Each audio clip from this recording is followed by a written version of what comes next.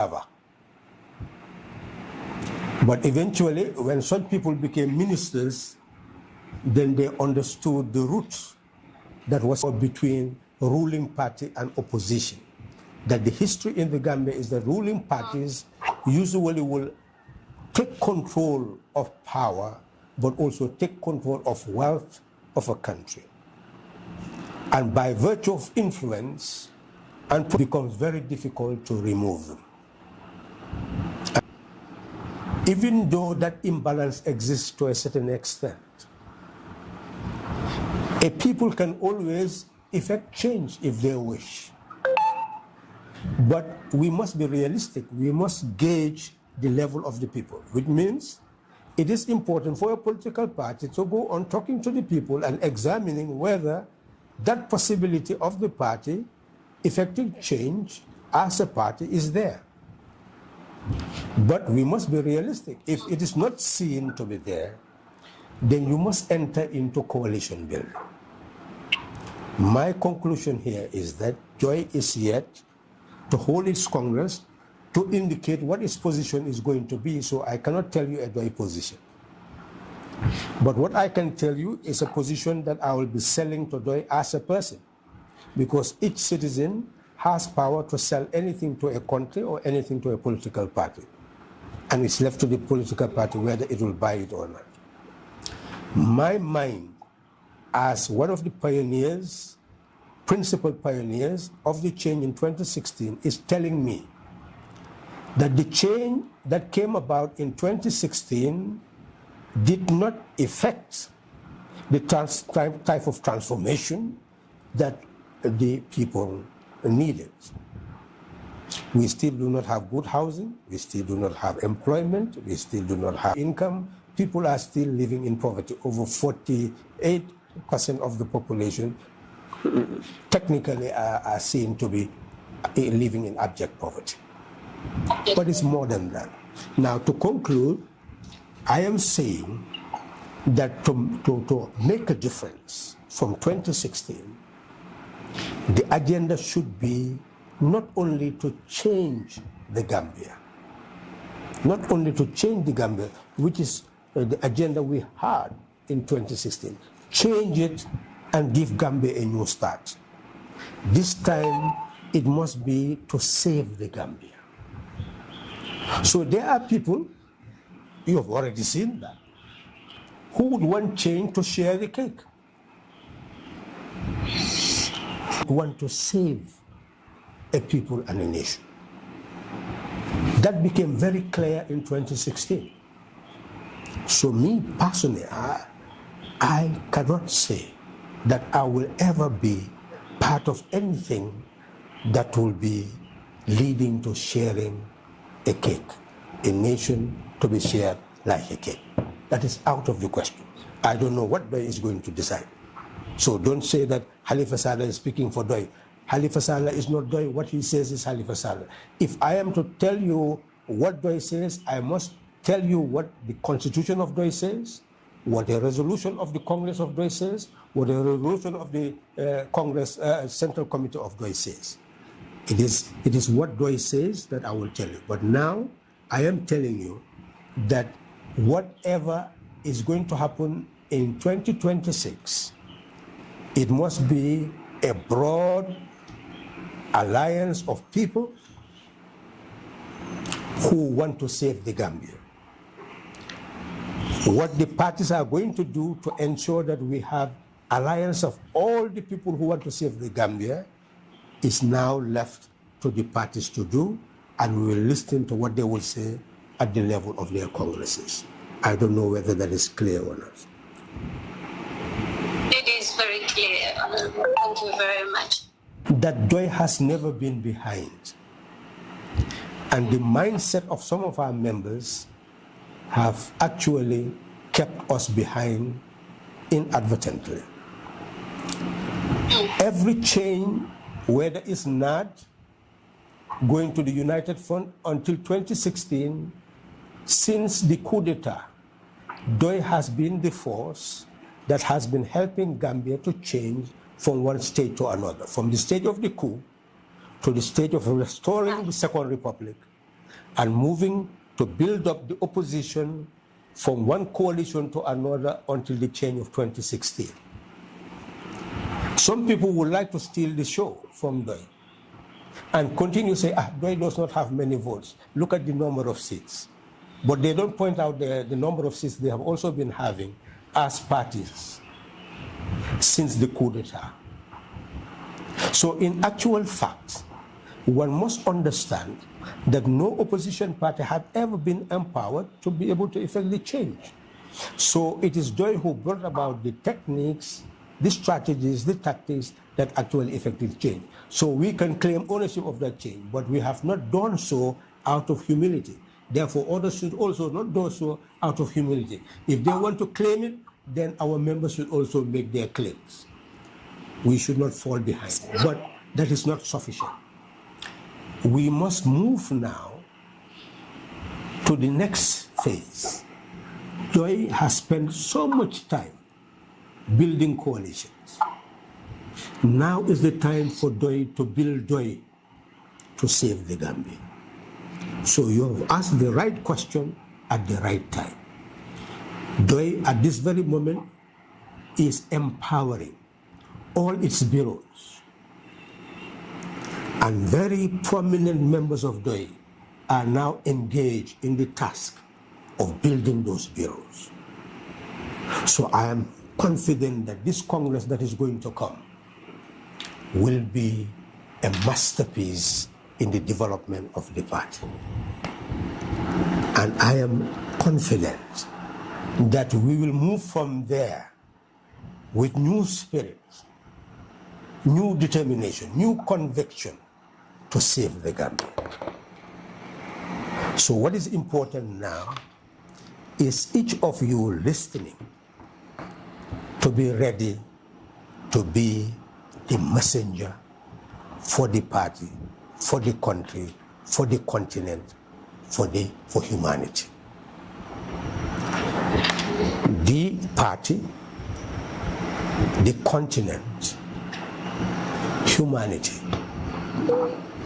at this very moment, combined, would appreciate for each of you to sign the contract with country and people and be determined to use might, mind, heart, and willpower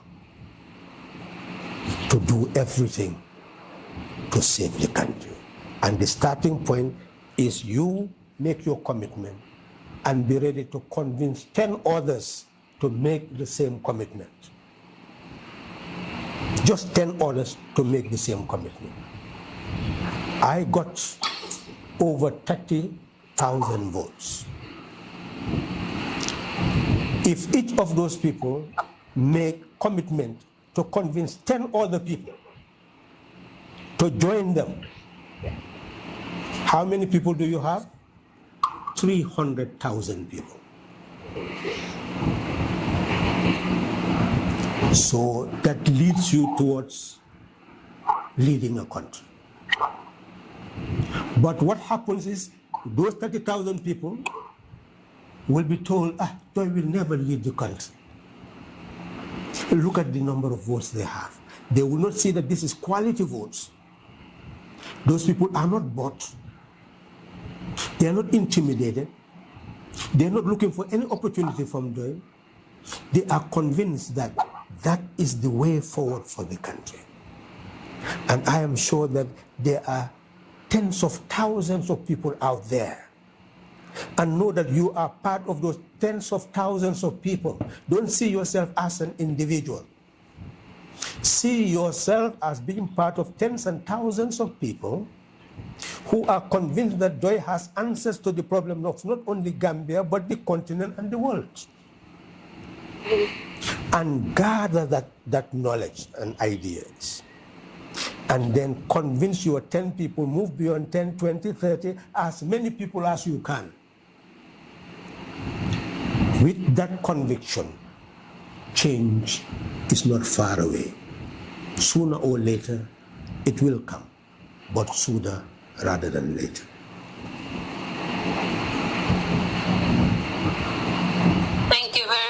Honorable. You were talking about taking it in the local languages, but I was getting flagged here by Musa that you should keep it in English, probably because of time constraints, but I'm not sure what you are comfortable with. li nga ma laajoon ñaari laaj la baax na ñu leeral ko ci askan wi benn bi mooy gis nañu ne pour wecci réew jafe na trop pour benn parti def ko ci Gambia waaw luy suñ xalaat luy xalaati doy ci loolu ma ne la laaj nga laajte bi ki nga ko war a laaj ndax man presidential candidate laa woon ci 2016 waaye biñ toogee gis fi réew mi toll woon ne kenn amutoon yaakaar ci opposition bi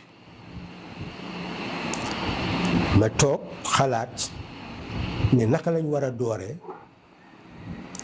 ñu gis ne ñun doy seetoon nañ ne suñ demee ba mënu ñëw wecci ni ñoo wotee ci suufi Gambia bon nag nañ seet ànd pour wecci ka fa nekk ma jël buntu boobu oo ñi nga xam ne ñoo doon bugg a taxaw pour nekk presidential candidate ne ñëw leen ñu waxtaan balaa ngeen a dugg ci biir askan wi pour uti carte yi maa ngi wane rek ci firnde pour ngeen xamee ne lii 2016 doorul toon ci parti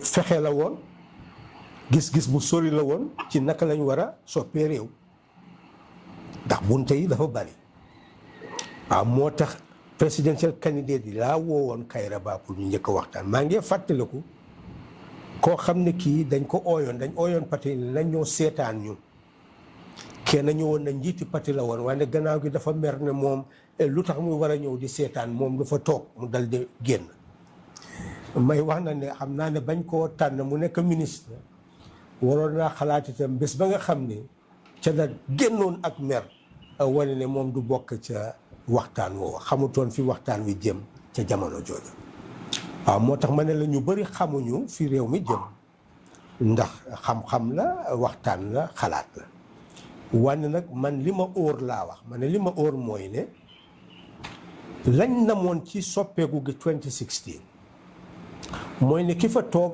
dina am yore nguuri jàppandal ñetti at ñun ñëpp ñu moom nguur gi su ko defee emoo dafa dal di am ci parti yi suñ ca jógee nag parti bu nekk taxaw ut réew mi su ko defee foofa kenn du jënd carte wote yu sell laa doon kenn du tiital kenn ñun ñëpp dañu dal di emoo ñu dal di fexe pour soppi réew mu mel ni loolu su fekkoon ne amoon na li ñoo wax ni tey du doon am waaye nag demeewul noonu moo tax li xew si 2016 foog xel dugaat ci wante man dama ne làmmiñ ñi doy soo cee wax dangaa wax baati parti bi lam wax wala tëralin ci buntaami lañ wax su ko defee ñu ne lii la doy wax ndax doy dafa am baat muy constitution am dafa am ay tëralin mooy résolution am yi nga xam ne ay central committee am ak congress am dañ ko day tëral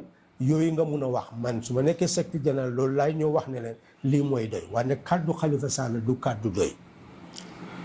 kàddu doy mooy bon nag di leen déglu suma kàddu bu baax ndax ku nekk dafa am kàddu parti tam dafa am kàddu boppam ma ne doy amagul congrès pour wax mbiri wote biy ñëw lan mooy war a nekk tëralinam bon nag benn doomi doy mënu laa wax lay xew ca waxtu woowa wane nag man mun naa leen a wax xalaat boo xam ne pare naa pour ekkati ko pour mu nekk ta waxtaan ci biir doy loolu amuma ci benn nëbbu mooy ne la xewoon 2016 kooku man mënatuma caa bokk même su doy buggee bokk ci loolu man mënatuma caa bokk mooy ne ànd ba pare mu jéega ngeen di ñu ànd sowe Gambie sowe askani Gambie loolu taxawaay boobu day mooy suma taxawaay fi mu nekk nii te pare naa pour gunge ci doy su fekkee ne doy nangu na pour jël taxawaay boobu moom laay ooyee team Gambia 2026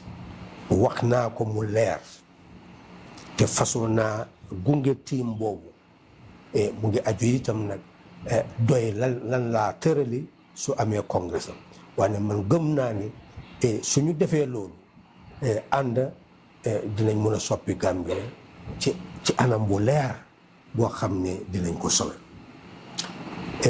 li nga ma laaj itam mooy naka lañ war a fexee ba darajaal doy ma ne doy parti bu am daraja la ma ne darajaam soo ko seetee ba coup d'état bi xewee doy moo dimbale réew mi ñu delluwaat ci wote ba opposition bi jaaxlee ñii di boycott doy mooy dimbaleeti réew mi ba ñu am ay coalition yooyu dem na di màgg ba nekk coalition 2016 moo tax ñu ne kuy dóor dënam ci daraja yéen doomi doy yi bu leen ci des gannaaw defuñu ko ndax màndute ñu mankiloo suñ bopp doole man 7,000 nit woteel nañ ma 7,000 nit joxuma leen xaalis tiitaluma leen ci seen sobare bopp lañ ma dem woteel 7,000 nit ñooñu suñ jugoon rek ci ñetti fan ñeneenti fan mun nañoo jël 10 nit yoo xam ne yi dinañ leen wax ban dalil la tax ñu woteel su fekkee ne xam nañ dalil ba mooy dalil yi ñu leen wax noonu suñ demoon 10 nit ñu wax leen ne dalil bi moo tax bon nag nañ ànd ñooñu ànd ak ñoom loolu rek jox na la 700,000 nit waaye loolu doon na di la yóbbu pour nga mun a jël réew waaye loolu la doy manqué ki nga xam ne moom wóor na ko ne doxalin bii mooy sowe réew mu d'accord ci waaye na sawar waxuñ mu ooye boppam yónnente ci diine de dañ ne na nekk yónnente ndaw yi dëgg yónnenti dëgg na nekk ndaw yi dëgg boo xam ne dina fexe wax dëgg googu yeneen 10 nit suba ngoon guddee bëccëg pour xëcc leen loolu mooy liggéeyam ku nekk na nekk ndaw yi li ñoo ooyee yónnente waaye na nekk ndaw yi dëgg googu ba mu egg ci nit ñi loolu lañ dese suñ amee loolu rek daraja gi nga oote noonu dinañu ko mën a am nga même Bamba dina ko moote ay ñinin kaaroki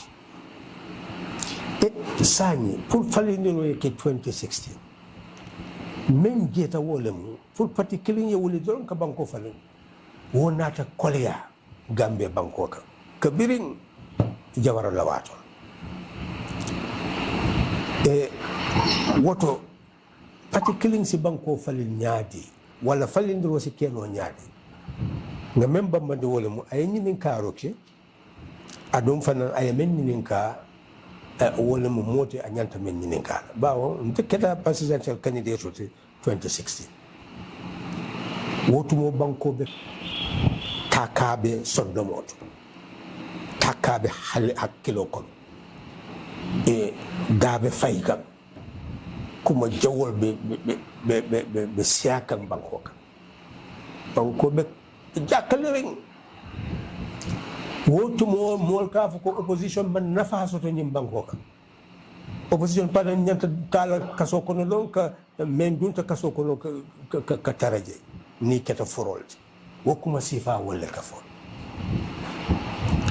bari nte keta doyla président siita doyinkol fanan siita ka jibi mummireya lesi ñim banko falen no doyinkol ko ni wote o membe wote o la tamarita folo la fita num patiyoli na kalo mune be kering nge invite pour yena ila nyaton ko pour ka jibiro ko kiling nata fan akam fata je ko mune ya kenni mol ba kilikanne pour ayena ka jibiro ko abute je katata amalo mum fero le be mol bulu wato ko bari kabirin fero fintita fo anata ke ministre ay ministre place o muta a wotumo ayalon ko mo mabula bantale ferole ya bula wo wato kono pour kuol ya bula anyanta bula la nyame pour asike anyanta ke la nyame woto kacha suti ya kam nga men bambandi wol mo nyenti ko ku men kata 2016 hammo mo mentino nga jama mararoki sanji saba wo kola be kanyam patiyol be ye wuli ye banko nyin mo me yasulo yalon ko yasulo kanya wala kan fese manta yate taralaje so ibajelo ko ate jarla ka coalition no dada ibajelo ko banko falintale wala muhammadin wala wo manke bari ku killing fanan men keta 2016 ka brim falindiro keda mo nata ka minister plaso kala nyotema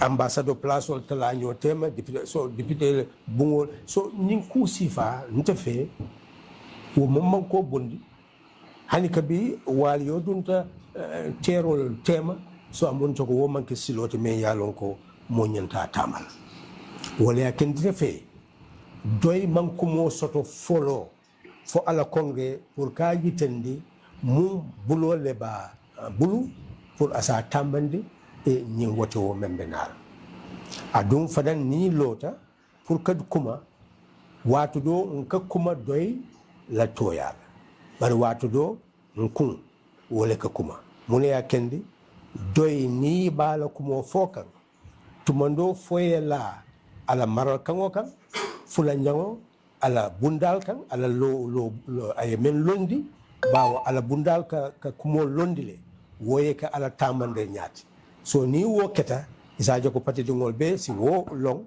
isa tamande bari ning dula doy man fem foje folo ka ca dulam bari nte fe me men wafila adum fana ba wafila doy kolla ba wafila bankoma wole mun kamben ya men ya lonko mo be men lafita ka banko bondi ka banko dingol bondi wo kafunya sifa mpareta pour que wo balondi fo doy konolem abantala pour ka balonle ni banko kan ka fo team Gambia 2026 mo be men lafita banko bondi la ka banko dingol bondi nga kafu nyoma isa jeko mbeta mbe nafa Gambia abekela Gambia dim tati wolemo na kumote afula nyango ay men nyinin ka wolemo insi doy ko dara insi doy dara gende nyaati na bambande ko doy dara calade a darajata baake bari dolka mol filindi ani nata fo doy ko do filita fam bawo ni mol ya krosi kendeke kabirin coup d'état sotota doy lay banko makoy pour aye bo wo coup d'état wato la wo bulola fonga na e nga wote kadum republic court wo fanan kabirin wo patiol ya boycotto ke amunto ko be tinyata 2001 doyin kollen nata ka na kuru fo a sotota na fo United Front sotota 2011 kana fo 2016 pour wo sotota woto doy lebe jeno pour ka banko makoy ka opposition makoy ye bo doyato fo ye na sembot woto wo ka fo man doyaade ntol bukan na siso konkon dro mo yakam bal ni dol la feta siso konkon pati dingol fana nyanta ila siso konkon la de ka fogo ha doy ko man tan ko ma de adum fana la feta ku kilim bambandi la men ye doy tarden ni wote wo men tambita mo woli tang saba le wote tenye mo woli tang saba man ko do dundi wolbul mais forcé ila banku kanoka wole tata kila hajo bebula kila berota ka dundi o keso kono o man ka chakano tele ni wo mwuli tang saba ni kilingo ke ngulita yeta ka mo tang tombo ke bulande ke fahamu yanti fo wol fana yalo mundal ya kende ye menke wol fana yana kake wo mujirlite mo wuli keme saba ni yewo mulis wuli keme saba solo amundo ko imang jamfa mararola woto amunto ko doyin kolle nyanta sonna ko do kole deseta bawo hadama jo ni ye tonya sute inyanta kala tonya la la kiilaati man la fi pour que kiilaa fo ɓaawo doolu amuntata ko ñimmo ɓe diine ko fola amunt ko bari yaalon ni ko kiila moye men kii mais ɓe na kaŋoma sene ta fo ko ye mool men kii ila kiila ak ye men kii amunta kontol ɓe ñanta kela tooña la kiilaati ni nga tooña lon man ñanna siila kato ke fo dool fanan ŋiye londiye la ni wokkata doron amunta ko doyɓe darajal wole muna kumoti wa mu mel ni lima wone yaakaar naa leer na dafa laajte ne lu waral ci suñu gis-gis ñuy foog ne benn parti mënut a soppi réew ma ne ko waaw loolu su ko laajte na ki nga xam ne moom la ko war a laaj ndax doy ci boppam wane na loolu wax nañ ne ba 2016 benn parti mosut a wecci Gambia coalition moo ko wecci ma ne bi nga xamee ne toog nañ ba 2016 kenn amutoon yaakaar ci opposition bi ñu bari dañ ne opposition amutoon njëriñ nit ñi leen ngi ci kaso bi yéen ñëpp da ngeen war a dem rek yéen ñëpp ngeen dugg benn yoon ci kaso bi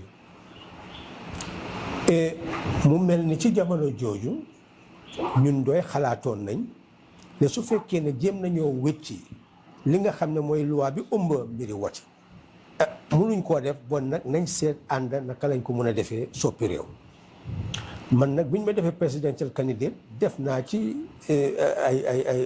ay xalaat ba pare jël ay jéego oo ñi nga xam ne ñooy woon presidential candidate bi ci jamono jooju nañ waxtaan ñu dooree ko ci waxtaan biñ dooree waxtaan bi dañ ootoon opposition parties yi seen njiit yi ne ñu ñëw di tombee waxtaan yi pour ñu xam liy xew maa ngi fàttaliku kenn koo xam ne kii bi mu ñëwee ni dafa jóg ne moom du ñëw di seetaan mu ñu ko bedd ci yëf yi moom muy war a toog di seetaan bu defee ñun ñëpp ñu emoo ñëpp nekk nawle ñu ut réew mi bon du doon amati njëriñ pour am ay coalition dafa fekk réew mi moom soppeeku na wàññi nag gannaaw loolu yëpp xewul moo tax foog ñu seetaat naka la war a demee ma ne leen nag doy moom amagul congrès bay wax naka la war a demee bon nag man mënumaa waxal doy ci lan la doy di war a defi ci loolu ndax man su ma wax mun naa wax ci suma tur waaye su ma wax ci turi doy xamal ne foog ma wax leen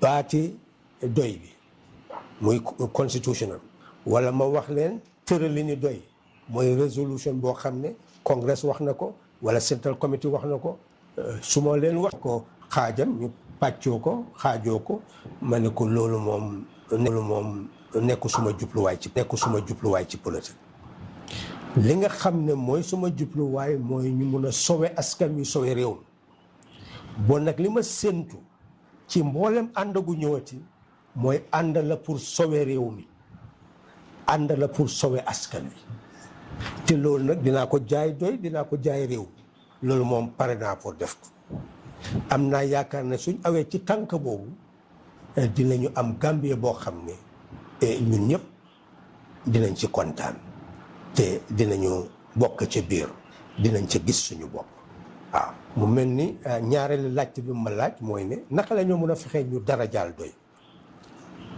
ma ne leen ak am daraja waaw doy am na daraja de waaw doy am na daraja lool ndaxte ñun ñàkkuñ fayda su amutoon daraja dem nañ seeti waa suñu leneen lu dul lii waaye dañ ci gis njëriñ gis na itam réew mi gis nañ ci njëriñ ndax bi coup d'état xewee ba léegi gis ngeen ne ci coup d'état ba doy su fekkee ne kenn mun naa door dënnam ci ne liggéey nañ ci réew mi te ñu ko def ci daraja gu mu sekk pour mun koo def doy mun naa door dënnam waaye nag màndu ci nag jarul door dënn waaye ñeneen nag suñ buggee door dënn fuñ ko waxee rek arrêté leen wan leen nag seetaat leen li ngeen a wax itam nag foog ñu seggaat ko ba bu leen wax loo xam ne dafa safaanoo ak li am bon ma leeral leen fii man am na ñu toll ci 3 fukki junne nit ñu ma wotal te joxuma leen xaalis forcé wu ma leen ñoo ko defal seen bopp waaw ñi nga xam ne nag dem nañu ñu wote 3 fukki junne waaw seetal ñooñu su fekkee ne dañu wote ci dalil te dalil boobu mu doy leen ba tax ñu sax ci li ñu lekk su fekkee ne ñoom itam jóg nañu dem yeneen pour ñu xam dalil ba nangu dalil ba ñaata nit nga am 200 junne ah 200 junne soo ko amee jege nga jot nguur jot nga jot réew mu mel ni yii lañ dul bàyyi xel ñun nit yi doy yi su dara xewee rek ñëpp mer ne waaw lii daal doy daal moo xamuñ nit ñi lii su ko defee yëpp a tasaaru ñun li ñu wax mooy ne nañu fexe fi mu nekk fi ñu jàpp ñu jàpp ci ne nit foog mu nekk yónnente waxuñ yónnente ci diine de bu leen yàq wax ji de mooy ne suñ ne soo yónni nit dañ ko ooyee yónnent waaw mooy ne suñ amee nga def sa bopp ku ñu yónni ci làkk bi da ngeen ndaw bu ñoo wax rek ne ay ndaw ngeen mooy ne nga am da nga war a nekk ndawi parti bi nekk ndawi réew mi mooy ne xam-xam bi nga jëlee ci parti bi gisal ne xam-xam boobu da nga ko war a jox keneen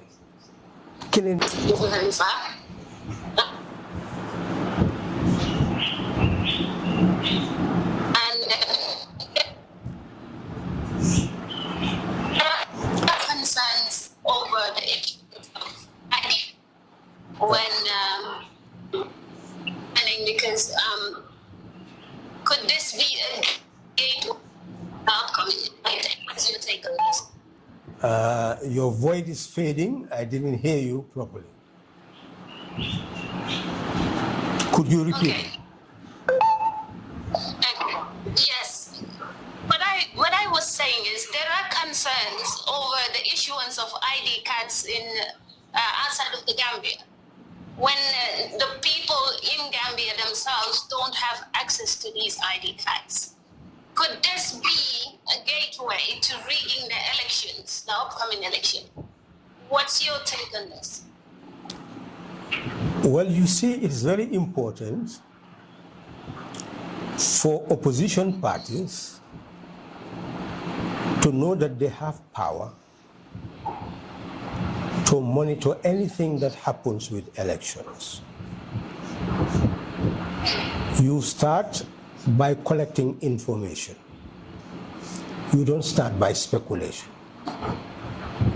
If there is anybody who has identified someone with an ID card that has been fraudulently acquired, please give that information to us.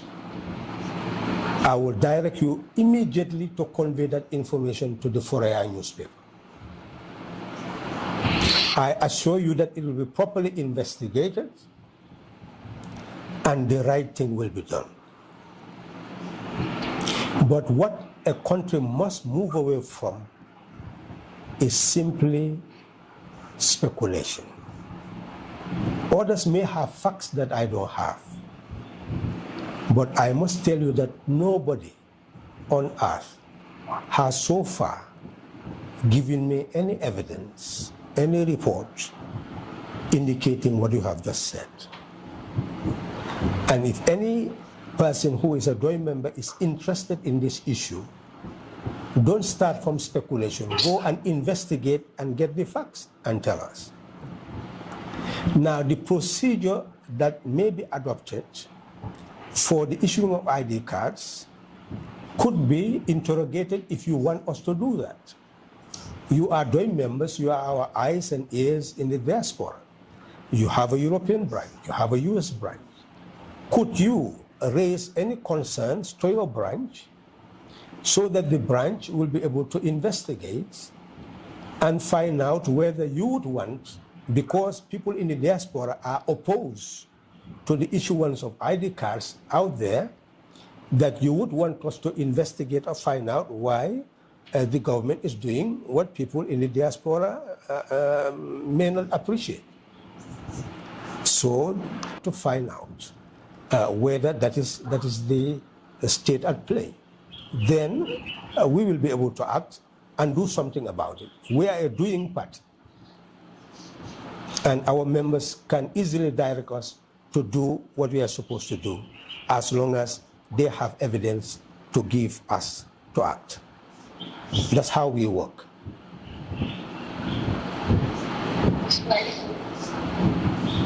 Thank you very much. Would you like to take that in one of the local languages as well? Waaw lim laajte mooy ne dafa mel ni ñu ngi issue ID card ci biti ndax lii nekkul bunte pour tappale biri election ma ne ko su fekkee ne kenn gis na ku am ID card ci tappale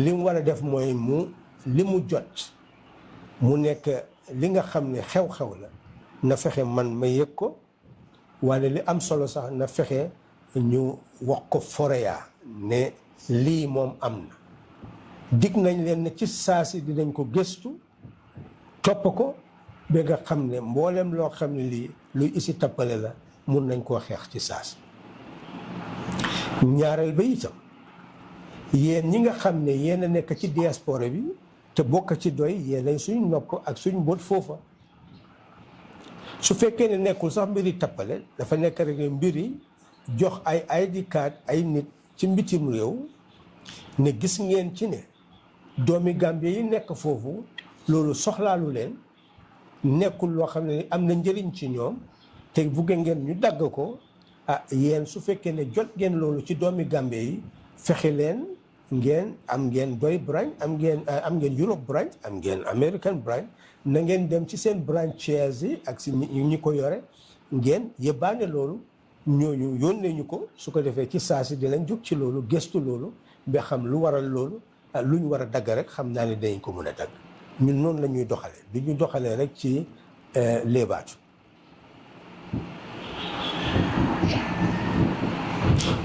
soo leen buggee xam itam ndax lii aw na yoon ak awul yoon yéen doomi doy laaj leen te itam soo leen ko buggee askan wi bind leen foreya mu nekk question of the day ngeen wax ne lii ak lii ak lii bugg ngeen du leeral ko ndax aw na yoon ak yoon ak yoon dinañ ko leeral ci saas loolu mooy li am solo nga même fo wala mo ay ñinin karo ki ko ID card be di kan ne banta amun to ko molbe même fo kan ne fo ñi manke siloti pour ka tapale ya dundi wata wato nga même bambande wala mo nte même be siri hani mo killing manna ka fen dundi mbulu ka yitendi ko ñing le bere kering e banta woto ko men ya lon ko man fen lonje tonya nte fen jabi no la je nga même bambande wala mo ni moye kuje même mu tapale ya koti pour que ID card soto ici sin safe ici fora ya safe ka yitendi so ibajina ko kiskisi robe kena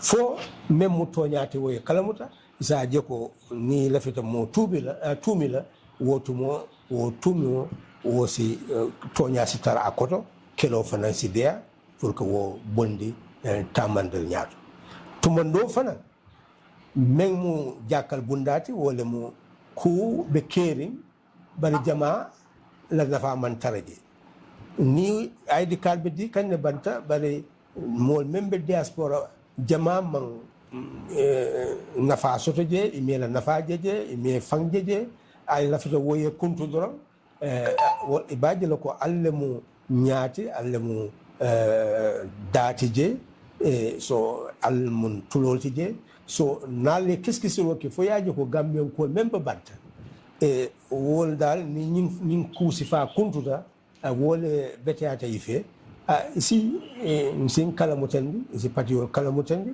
ici foreya fanan kala mutendi isaaji ko qu'est-ce c'est que mun yakene ñimbe keri ya rafan mol membe batta fan man dafi ñing kuusi fa ayeki sabanjango fanan ni ya tara fanan ko aljakalika fo adinya anin silo tatale wala imanta hani kabe for a question of the day, so as for a safek kanyin karoke, for nyini lwa tata nyola, isa jeko jefa dan jabiro se kenoje al nimbar. And then earlier this week, we saw that you wrote an open letter concerning the Auditor General's being forcefully removed out of his office. What do you think could be done to strengthen accountability in the management of our resources? Well, one thing we should always insist is to back whatever we do as joint members with three fundamental principles. What must be in line with the truth and must be done in good faith in the public interest. That is fundamental. Then we cannot err. So as it stands, we should not go very far into indictment because the battle is still on for sanity to prevail. And that is what we must constantly emphasize. Since the battle is on and our institutions have not spoken, what we can do is to debate on the issue and push opinions across that may make those who are to make decisions to make wise ones. I've released a statement in the language that somebody spoke to address what I had done. I guess your question would allow me to deal with that in English and then in Mandinka. I have emphasized that this is the time to build institutions. And because it's time to build institutions, we must guard and guide the actions of those who are given such powers to manage our affairs, like the president. That is why this letter was written. Not to him directly, but to the whole nation. Why? Because we are convinced that that institution must have integrity. And any action that puts the integrity of that institution to contempt, to disrepute, must be questioned and must be dealt with. Now, to move quickly, the whole situation arose. I've mentioned it in my answer to that person that for me, every single day, I must consult Mr. Samsar, who is the editor-in-chief of Foria, to find out what is happening that day. And at night, I must ask him what has happened during the day. So I'm always well informed as to what is happening in the country, because that's a source of information. Now, he was the first one who told me that the Auditor General's office was occupied with eyewitness seeing what happened. So we agreed that he should consult the Minister of Information to find out, because that's the first source of information. And he did. And the minister said, well, he will go and find out with openness. We didn't stop there because we have access to people at the highest level of the state. So he was asked to access one of those persons. And he did. and asked the person whether he was aware. He said, yes, they were aware. And then he emphasized, but this institution is a very sensitive issue. He said, we know. We are aware and we know. But we'll be able to communicate more within few hours because we are acting on it. Fine, so we were waiting.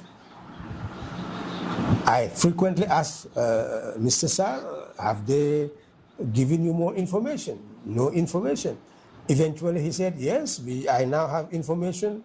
It's a press release stating the position of a government. So that was the end. The government had made this position clear. We also got another information that the Auditor General had consulted with his counsels and they were going to take legal action. So both sides had already indicated to the nation what they had done and what they were intending to do. So they were out of the picture. What was left is a nation that had to be informed. And it was at that time that I chose to write the open letter. And it is very clear that Section 160 of the Constitution, subsection 7, is clear that the Auditor General should not be subjected to any direction or control by any other authority except the Constitution and the law. Why? Because that is the most sensitive institution in the life of a state. That is the gatekeeper of money. We decided to examine the law, examine the Constitution. First, to find out who is Auditor General. This law says that the person who becomes Auditor General must be sworn in as Auditor General under Section 158 of the Constitution. And are coming by the President. He may be removed if he has been engaged in some misbehavior or some other corruptible activity. So there it is clear that these are the conditions for the vacation of the Office of Auditor General. So we ask ourselves all these questions. Has it been terminated? Has it been removed for misbehavior and other action? And all the answers are no, no, no. Now, if somebody appoints somebody, and then the person rejects the appointments, no matter what happened all the way to the rejection, that person still continues to be Auditor General based on what the Constitution says, because the person has not vacated the seat on the basis of the Constitution or law. Now, if you appoint, because in the press release of the State House, they said they have appointed. So we began to see the issue that we've offered a position and appointed somebody else, and now that person is now assuming office. We look at that alibi, and we said, well, okay, that new person that have been appointed, is that person occupying the seat of Auditor General? We said no, because the person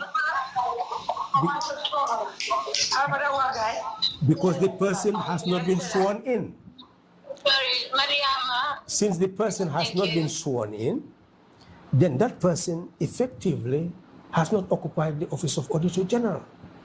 So the person who is sworn in is already sworn in and has not vacated. This should not be politicized or turned into a partisan issue. It's not a partisan issue. That's why I wrote as a person and wrote at the right time. And therefore, action should be taken in that regard.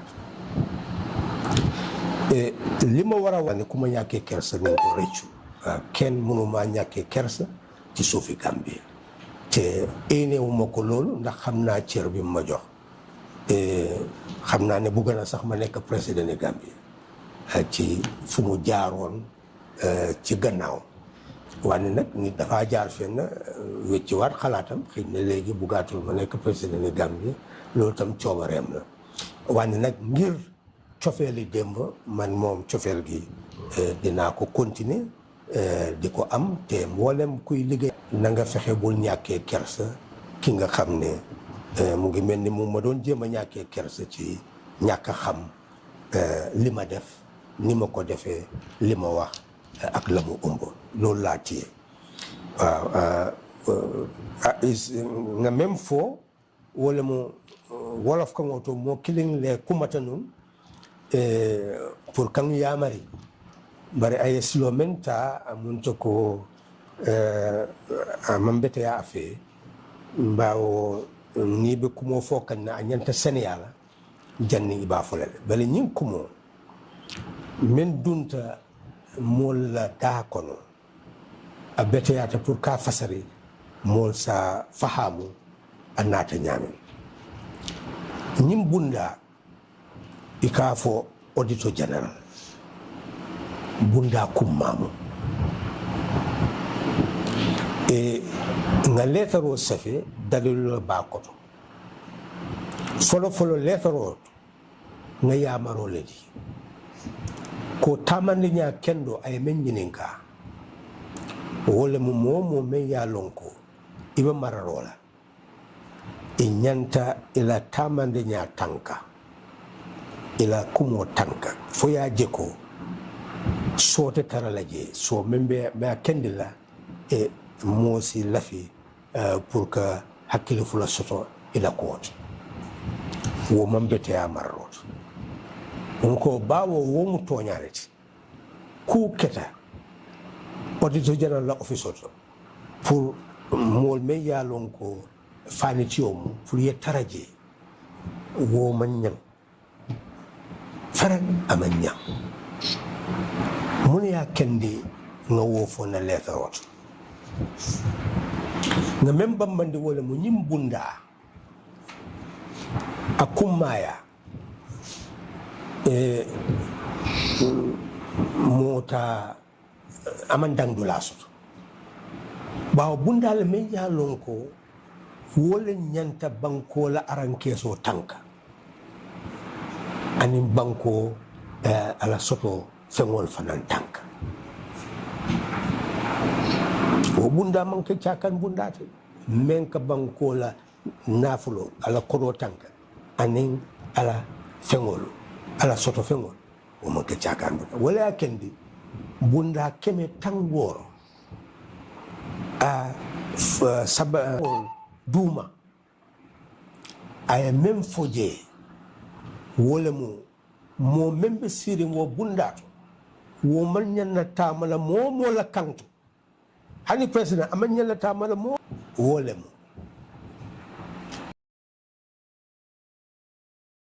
daro nyanta taralaje e iko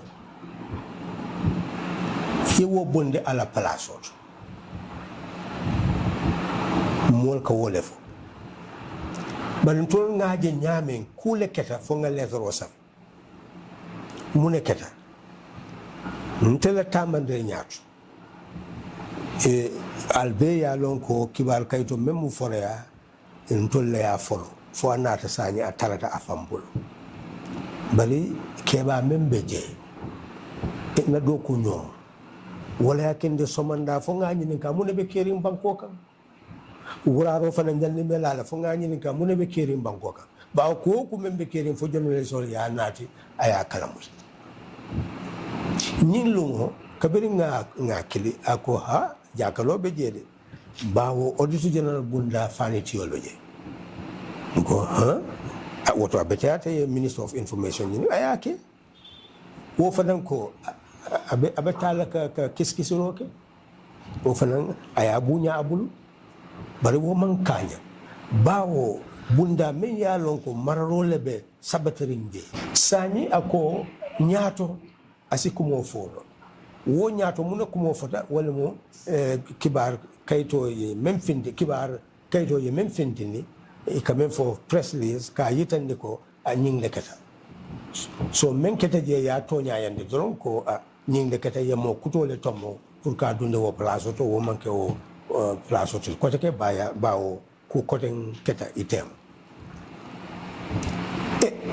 bawo wo keta abanta wala ya ken te fala nga letter wo safa bawo member state house wo yala lodulata auditor general fanan tata ala lawyer ya ayala lodulata mun geta wala mun tuta wala mu ka banku dingol kala mu tambembe kere wala ya ken nga wala letter wo safa nga men safa wala letter to wala mu nyinti ko sani fo insi sonko auditor general bota ala place auto e president ye sembo soto pour que auditor general kuto sindi na kiskisi roto nga men fo wala men ke auditor general ti aka kali janning abesi fulan jango ni president o ya bondi ya bondi ani be mo bondi la ikasa fe ko ya bondi ni president ya bondi e ako samanyango pour ka bondi ala place do falan asikeno ayeke moti me ay tilimbale yake woto akoyte lewko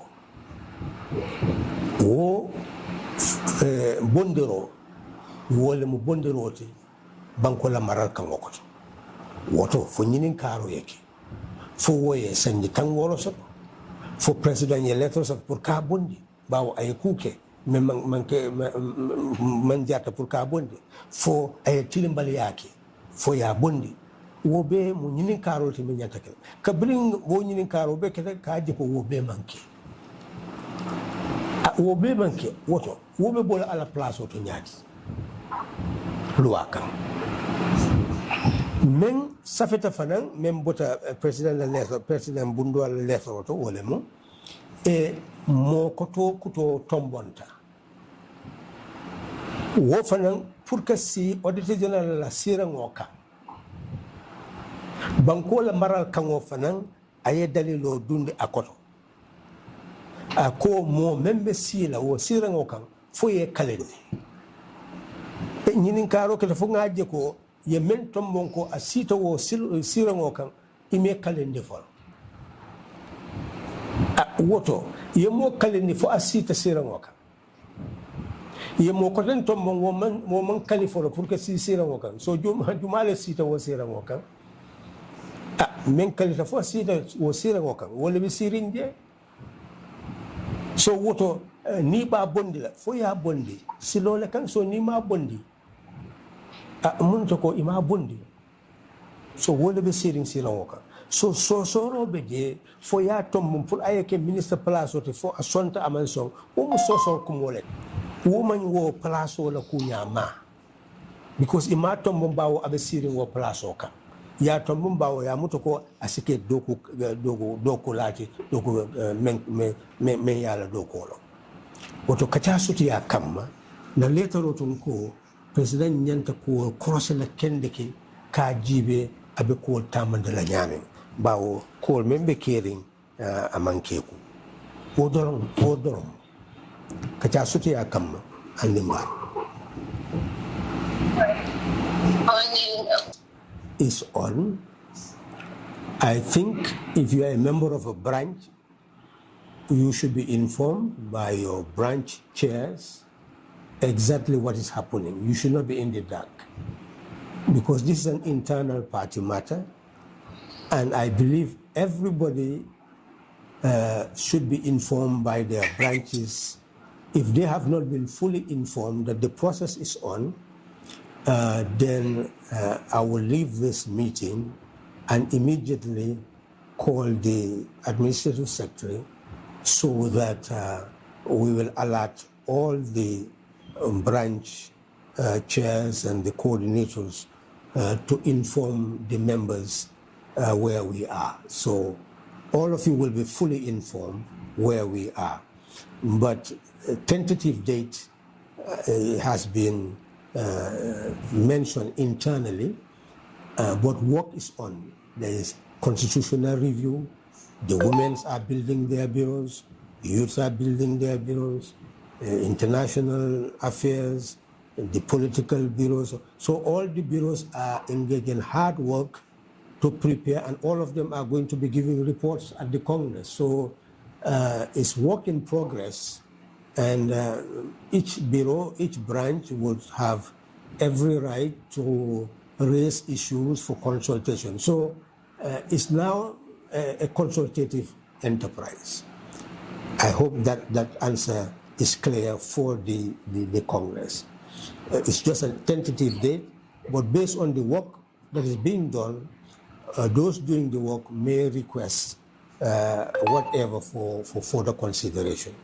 In terms of flag bearers, that is really not an issue for DOI at the moment. And it is not very clear why DOI members are making that an issue. Because that has never been an issue for DOI. No member of DOI is interested in a particular position as far as the DOI culture is concerned. If anybody shows interest, well, that's that person's right. But as far as DOI culture is concerned, the office of a candidate is already clear in our constitution. To be a candidate for council election, you are elected to be a candidate by the DOI members in that particular ward. And if it is a mayoral chair in that particular region or municipality. If it is National Assembly, the DOI members in that constituency will select the candidates. If it is only one, that person will go. If it's more than one, then they go to a primary. If it is a presidential candidate, it's the same. It's the DOI members who will select their presidential candidate. Whether it will be a primary or not, that will be determined by the DOI members. So what must be assured is that the DOI members will finally decide who their presidential candidate is. And I'm advising very strongly people who would want to speculate in terms of candidature. Because that is a tactical question and a strategic question. For example, let me give myself as an example. I have made a statement before. And when people wanted to discuss about it, and I saw that certain people were beginning to say, well, if this man does not stand, then that's the end of DOI, so etc. It started to bring certain friction. I said, it's not anybody's business to determine whether I am going to stand or not stand. Let's close that chapter, because that's my right as a citizen. And nobody should discuss that. Nobody should discuss me. I've not given anybody's permission to discuss me. That's what I said. And I don't know why some people are still discussing about me. It's not their business. That's my passion. So what DOI is going to do, that's DOI's business. And nobody can stop that. Nobody can interfere with that. So at the moment, you as DOI members, you should be focused. And this is my emphasis. A party is not an individual. It's a combination association. So if you want the party to have integrity, you must have people with knowledge, people with experience, people with conviction. If you want to have a president, the president must have knowledge, must have experience, must have conviction. The same thing with all the other positions. So if you DOI people are being told that this personality has knowledge, has experience, has conviction, and you should make that person a president, what is your problem? You should be happy. If there are 10 people, you should be happier. Because it means that you have 10 people, each of those people would be competent to be the president of this nation. And even if they do not stand, they are there in the cabinet. Even if they are not in the cabinet, they will be advisors, there will be people participating in running a country. So what we should want is people want our people. But people want your people and you tell them don't want our people. You are a wrecker of a party. You are not a true supporter of a party. Any person who discourages anybody who says that I want this person to be a presidential candidate because of the knowledge, experience, and conviction of a party, then you are not interested in taking over this country. That should be said to be an internal party matter and also a personal matter depending on who that person is and what that person wants in life. So I hope that is clear.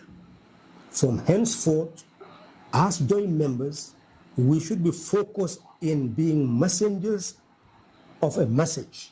We should take the message to the people. Who is going to be this or that in DOI matters very little, because DOI will determine that. Okay. Well, Honorable, thank you very much for sharing this platform with me today. It's always very educating, engaging, and also encouraging, especially for the youths, to take charge of their country. Okay, any sitting government be there, but regardless, it is our duty, as you said, to collectively come together and bring the change that we all yearn for. So thank you very much, Honorable. Thank you very much. Thank you very much. I wish you and I'll hand over that. Thank you very much, Day. I think we will now allow people to have to ask questions if they have any before Honorable goes. If they want anything for Uncle Khalifa to clarify. Yeah. Anyone up here? Any questions? If not, you can give other people that are requesting a chance to come up and ask questions, please. Yeah, hello, bro. Hi, greetings, everyone. Hello, Honorable. Thank you. Good evening. I hope everything is okay with you and everyone. Good evening, yes. We are hearing you. My question was concerning what you just spoke about, which, like, it's your right and your respect. Like, because I want to know if you was going to run for this year president, which was so clear that is your right, and if you don't want to speak anything about it, we respect it. But me, honestly, I'm from Serekunda. I was born and raised in a family where they all followed you, and that's not the reason why I choose you. The reason why is it's my own choice. I saw through like all the presidents. He was my favorite, and he was the one that my mind and heart was all in for. So I just wanted to say we appreciate you for everything that you did for the Gambia. If you're running for this year presidency, we're all behind you. If not, we wish you a good health, long life, and we thank you for everything that you did for the Gambia. Thanks a lot, Honorable. Thank you very much. Well, that's an inspiring message. I believe that what I have said, even if I'm not at the forefront, even if that is the case, I will always be present. And it's very important for all of us to vote for knowledge, experience, consistency, conviction. We must be devoted to that. Even if the person says, no, for one reason or another, let's pressurize the person to explain why and to give us a solution, and not just to abandon the struggle. So, like 2016, you can be assured that I am there. I made my commitment at the age of 16 and a half, and I have lived to do what I have said I will do, and I will die doing what I said I will do. It will never be to the expense of what we stand for.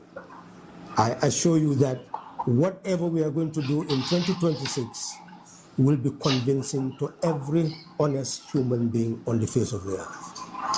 And it will ultimately serve the purpose for which we are all contributing our might, our mind, our heart, our will. That you can be rest assured. Thank you very much, Honorable. Yeah, I just got a message on my WhatsApp, Honorable. The message reads, we had Uncle Halifa was talking about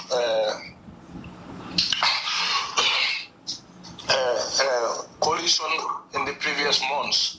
So how far has he gone with that coalition formation today? Is there any movement, or is still where it was? Well, if the person who is listening has decided to be part of Team Gambia 2026, of course, it shows that it is growing. If he is listening, let him just accept to be ready to be part of Team Gambia 2026. That's why it is introduced, that a team will continue to evolve. It's an idea thrown in the public space. It will evolve as we accept that we must unite as Gambians to save the Gambia and save the Gambian people. That is a movement that cannot die. It's a movement that is growing. And as he's asking, many are asking, and many are showing interest. So I must say that the idea is growing, but it's not an idea that is fully established at the moment. I have told you, DOI will be holding a congress, and the idea would be sold to DOI. It's not a DOI own idea at the moment. It's not a Gambia own idea. It's an idea. But as I said, I put my commitment to it as part of a legacy that must be worked on and built upon. But ultimately, it depends whether that is the real way forward. But if the person asking the question is convinced that is the way forward, let him continue to hang on to the idea. And soon, if others agree with it until it triumphs, then together we'll build the biggest movement in Gambian history to save the Gambia and save the Gambian people. Thank you. Thank you for that question. Sorry for that answer. Any other question? Yes, I can. Hello. Yeah, John, come on. John, come on, please. Hello, good evening, everybody. And I just am here, including the listeners and contributors everywhere. Honorable Halifa Sallah, thank you very much for making the clarifications, most of which most of us have been having doubts. As a young man in 1992, I witnessed DOI candidate who was Sidia Jata, who I voted for in 1992, being a witnessed also Halifa Saleh and Doi trying so many times to form a coalition after the 1994 junta takeover. All the subsequent elections, PDOIS were trying to build a coalition because with the knowledge that no individual party can win an election in Gambia, and that was clear. To some it wasn't, but to very conscious Gambians who knew that elections, a single party have never won elections in the Gambia. And Doi trying to build forming coalitions. There are certain things that are not clear to certain people, especially young people who've just get into politics. It will be very, how would I put it? Could you please make it clear? Because I've only witnessed Halifa Saleh stood as a presidential candidate under Doi once in my lifetime. Had there been a time that you contested as a presidential candidate under Doi before 2021? Thank you very much. Well, no, I've never contested as a Doi candidate until 2021. I was a Doi candidate in 2016, but surrendered to the coalition since we crafted it. It would have been dishonorable just to move backwards because of the way the selection process went, because we had an objective, that is to effect the change and then create a level ground for multi-party contest in the future. So since the idea was to establish a tool for change and then use it to build a better country, in principle, regardless of who became the candidate, it was necessary to support the idea. And I'm sure that if you read the book entitled The Impasse, which will be published very soon, you will see everything that happened to be able to build the coalition.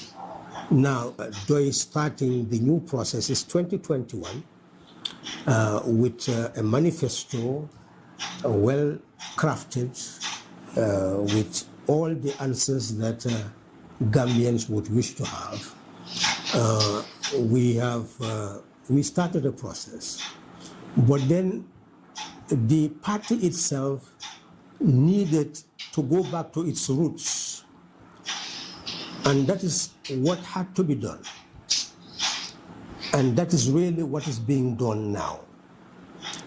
And I am sure that as we move to the Congress, all the bureaus will become so powerful in operation that you will have a very strong party that can work with party and non-party elements to work out an agenda for change.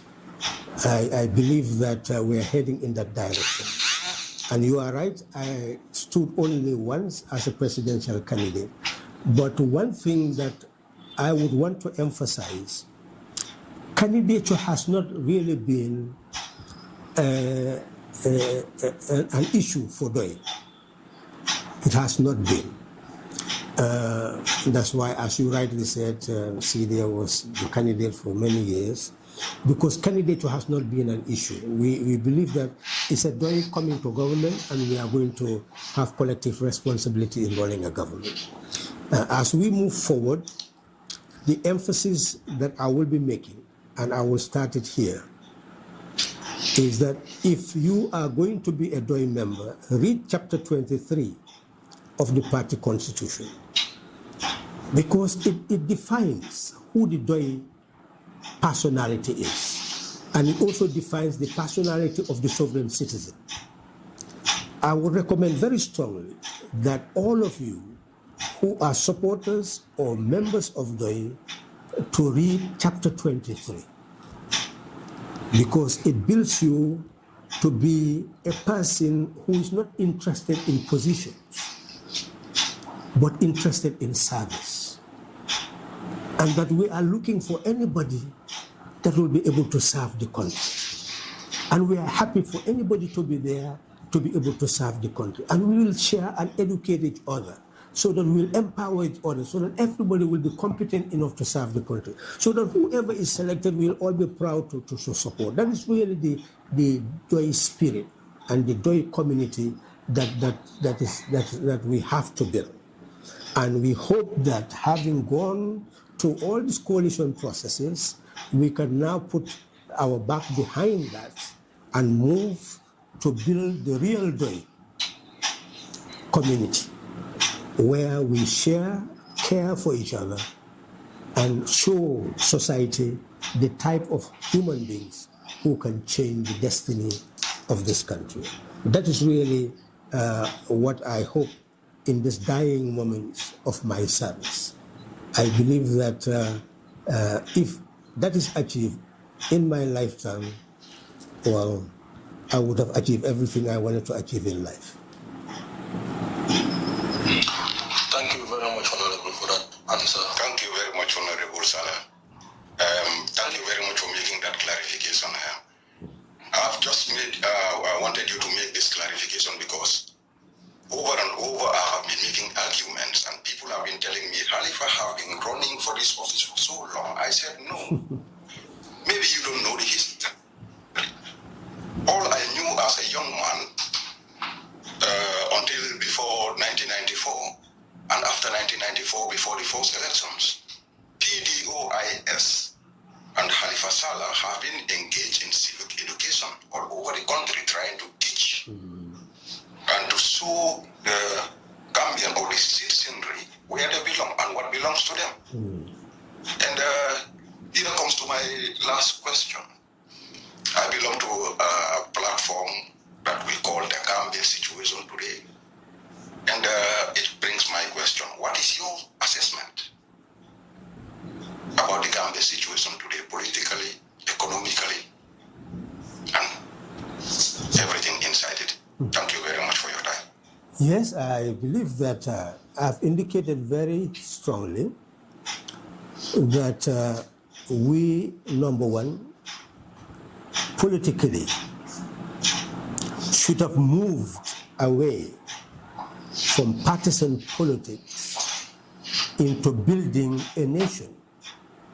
The coalition was initially designed by those who pioneered it to give Gambia a new start by building a nation. And you build a nation by starting with its constitution, which helps you to build the institutions, which helps you to carry out the civic education to change the mindset of a people. So the answer is already clear. We could not even build a constitution. So we are not a people. A people should be able to build a constitution that should govern their affairs. We could not even build a constitution. So how can we build the institutions of these things? How can we change the mindset of our people? So our task now as DOI is to point that out for everybody to understand that we have not moved forward in the political domain as we should if we want to build a nation. That's why we are still fragile. This is why you still have these fragmentations and friction that led to the rejection of 2 draft constitutions, 2 bills. So that should be a lesson to all. Now, we are fallen behind 1970, when at least they passed a constitution. We are back to 1965 when they failed to adopt a constitution of a republic. And we maintained a constitutional monarchy until 1970. From 1965 to 1970, Her Majesty was the head of state.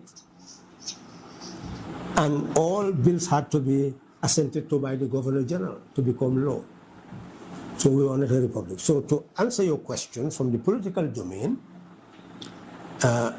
we need strong political education. And that's why DOI members must now galvanize and at least show the nation what a party that is united is. We become one and adopt a single system of political education and educate all our members to know what sovereignty is, so that they know their right to have a say, to take a stand, and to work with others to determine the destiny of this country. This is the task. Economically, well, you have seen it's the same old pattern. I've given you examples. You will have a government that will build roads and say, you see what I have done. They'll build bridges and say, you see, this is my achievement. But that same government will come and take the bridge and give it to someone else for 7 billion. And then will come and take Port Authority and give it to somebody else to manage for investment of 1.5 billion. You have received supposedly 3.5 billion for your first advancement in 2025 of your 7 billion. And you cannot take from that to improve your Port Authority on your own, from your own money. But you have to give it to another firm to manage it for you, and they will invest 1.5 billion. But the resources will go into their hands, and they will give you a share. Is that a way of running a country? Let's be honest. So, and that is really the situation. And on and on and on. So yes, you will have all the structures. But at the end of the day, how do you maintain them? And how do you maintain the old structures without building sovereign national wealth? By remaining on taxation, depending entirely on taxation. So whether the person is in government or the person wants to take over that government by accusing the government of corruption and all this, these are all words. The issue is what type of system. The problem is a system problem. There are many parties running councils, but we have said, since Jawara's time, nothing has changed in the running of councils. We went to a village. You have a borehole, it's broken down. They've been trying to get somebody to do the repairs, but the person must come from another village and that person has no time. Then another company comes and sells them water. And those people are relying on farming. Now they must buy water from a company. And you know what was amazing? Our women went into the compound to beg for water. Traditionally, once you get into a compound, they'll give you a cup of water to drink in the first place before you sit down. But you know what the woman said? We cannot give you because we buy the water. Is that culture not changing? So the issue you've raised is so broad. I've talked about the import-export, the inability to have food self-sufficiency, the lack of chain from production to manufacturing, processing, to general distribution. So these are all issues. We have not reached a level where we produce our own milk, the eggs, everything that we need to survive on. Import, when we can produce. That's our reality.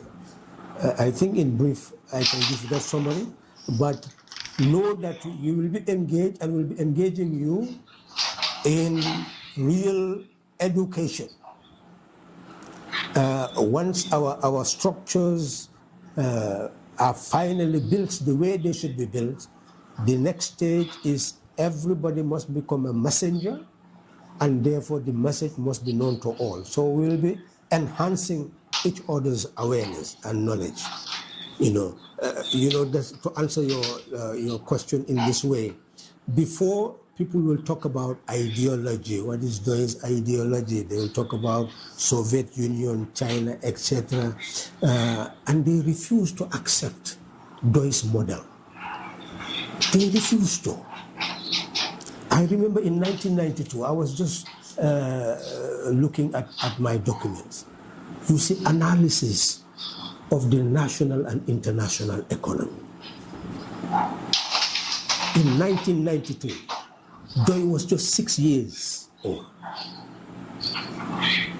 The political bureau was able to produce that document. And all of you, I'm sure when the library is built, DOIS library is built, you'll be able to get those copies and building our whole IT structures, because the way they were typed were the old typewriters. You can even see the type of book production. So our IT sections will have to come and take all those documents again and put them to be digital, so that all of you will be able to click and see the type of work that was done when we were in our early 30s. And some DOI members now, when you say, what is DOI doing? DOI leadership, the party we must have rallies, we must, you know what DOI youth, we were the youth, DOI youth, you know what we were doing? We were opening schools, night schools, and teaching people, adults who were not going to school at that time, free of charge. They had no money. Some of us were working. 1/3 of our salary had to be contributed to our common fund. And electricity was not available, so we had to buy kerosene lamps and borrow classes from the schools, and we'll teach these people in the schools. And I remember when we found ourselves in prison, we found a sergeant in the prison who was one of our students in our night schools, speaking English proficiently and being so thankful, and felt so hot that we were there. So you see the example. We'll go to villages, we'll work on their farms. Those who were teachers will have theater, raise funds from the place to finance the education of children in their classes. Give them studies free of charge. Visit their parents at home if they are poor children to understand their situation.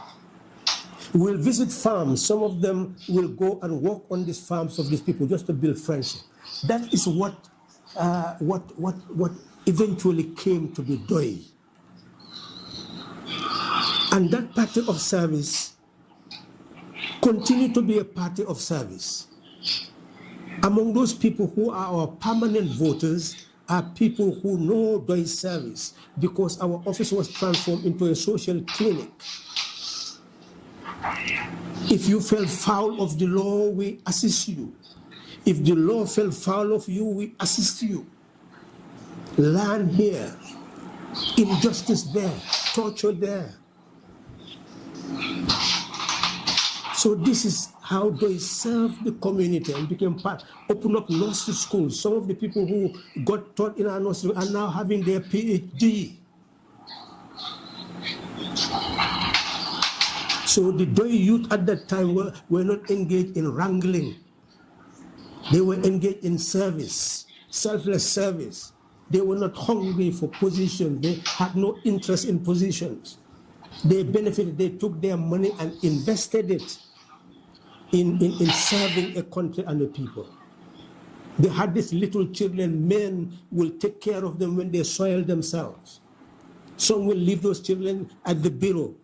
And people who call themselves Secretary General, etc., when those children soil themselves, will take care of other people's children. Those parents are still grateful to the services given to their children. That is DOI. So I hope I have answered your question that what is happening is no mindset has changed in this country, except the effort that they is making to change the mindset of its members and supporters, so that we prepare ourselves to be one Gambia, one nation, one people, that we campaign. I was saying recently, let me come to conclusion, that some people after the change said, well, this party was the majority, that's why the change come. That is not true. The change did not come because of party. The campaign that we had, we could have lost. That is why I will use this day to promote Dembo Bojang's legacy. Dembo accepted to call a meeting of the political parties, because the starting point, you will see it in the book, the starting point was to get the candidate to agree to be part of a primary or convention. And once some candidates agreed, then how will we select one? That's when we went to the parties. And then I consulted Dembo so that he can convene a meeting of the political parties. Then they will determine how they will do the selection. That's what brought about the convention. And he agreed. That is his legacy.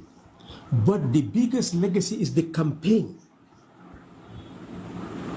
The campaign, they started with anger because their leader was in prison.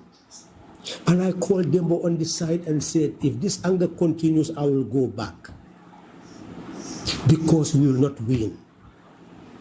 Anger cannot win us people. Insults cannot win us people. That what we must do is to change this campaign so that people will see that we want to give Gambia a new start. And you are the leader. I know how to talk. If you know how to talk, this presidential candidate will know how to talk. And everybody else will know how to talk.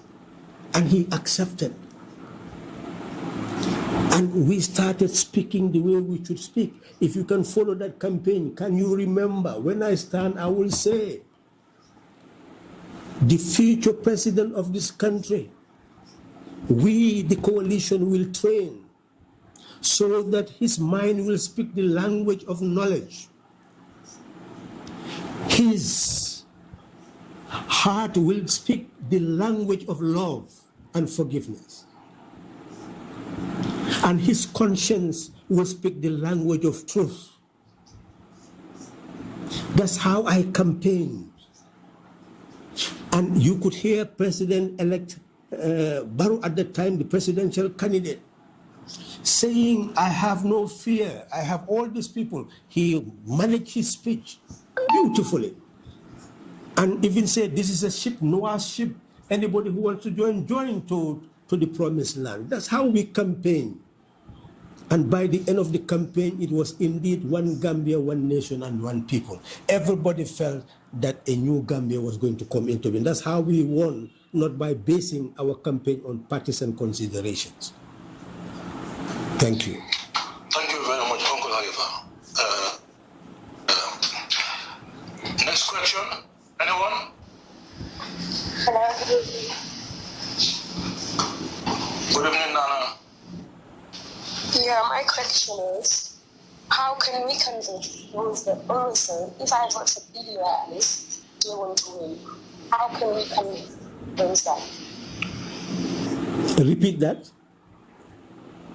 How can we convince those that say that if I vote for PDOIS, they want to win? So how can we convince them? Well, you see, certain things are said and it becomes almost a routine to say it. Some people started saying that Jawara destroyed Doi by calling it a communist. Then people continue talking about that, which is false. Because I remember we went to a meeting in Kuntawur and the chief sat at the gate and listened to us. After finished listening, he called us, congratulated us and laughed and said, our elder is afraid of this, you people, and we know why he is afraid of you. Because if you continue this, we are afraid. Because everybody felt Doi spoke the truth. But some people will say, Doi never destroyed, because when you repeat something unremittingly, Even if it is false, it becomes true. It's the same thing when people, they cannot win, they keep on repeating, I won in Serakunda, Syria won in Wuli, and we won in many, many places. So you cannot say that DOI cannot win. And not only that, DOI led all these coalitions to victory. You cannot say DOI cannot win, because that's DOI's work. And other parties, then you can also say they cannot also win, because they have not become presidents of the country. But they will not tell their people, UDP cannot win, because, and UDP has not won under Jammeh, it has not won under Barrow. So who has won them? And why are those people voting for those people? So it is DOI people who in fact perpetuate this sometimes. When people tell them, they also perpetuate, they say, we must rebrand DOI because look at other parties there. You know, these are the type of thing. Instead of, as you said, we should tell them what DOI stands for. Mbeta, Mbenafa. We own the wealth of the country, it should benefit all of us. And how should it benefit all of us? When you are a farmer, you'll get fertilizer farming implement and seeds, and you will work, and what you get as loan, you'll pay exactly the same money without interest. And if you are from the university and college, etc., and you are skilled in something, whether you're going to be a trader, etc., you want to build a small scale enterprise for selling something or to process something, well, you can also be given the seed money to be able to do that. We will invest in the productive base.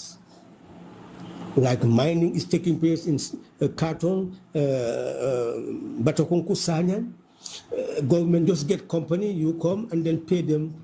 We are saying whatever has been done, we'll work with those companies, give them what they have originally invested, make sure that we also leave them to own a share, and then we gain majority share, so that the money that is coming from us will get into our national coffers as sovereign national wealth, so that we can finance the projects of our people. That's what we are talking about.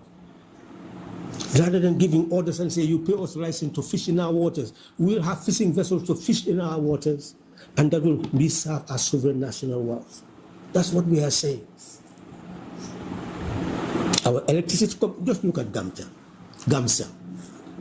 There is plan to do something with it.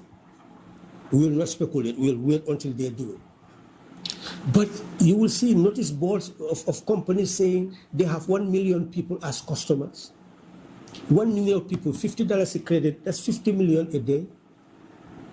We have a company, Gamsel. If we give seed money to recapitalize the institutions, make them work, they can earn just like those companies.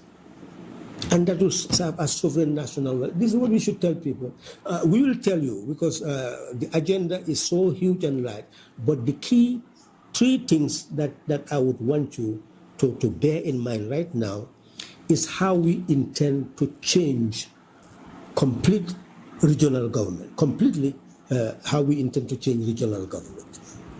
Currently, the wards collect revenue and it goes to the councils. Villages pay and it goes to the councils. We have said that DOI disagrees with that system. If we run the country, the ward will have a ward development committee, and everything collected from the ward will stay in the ward.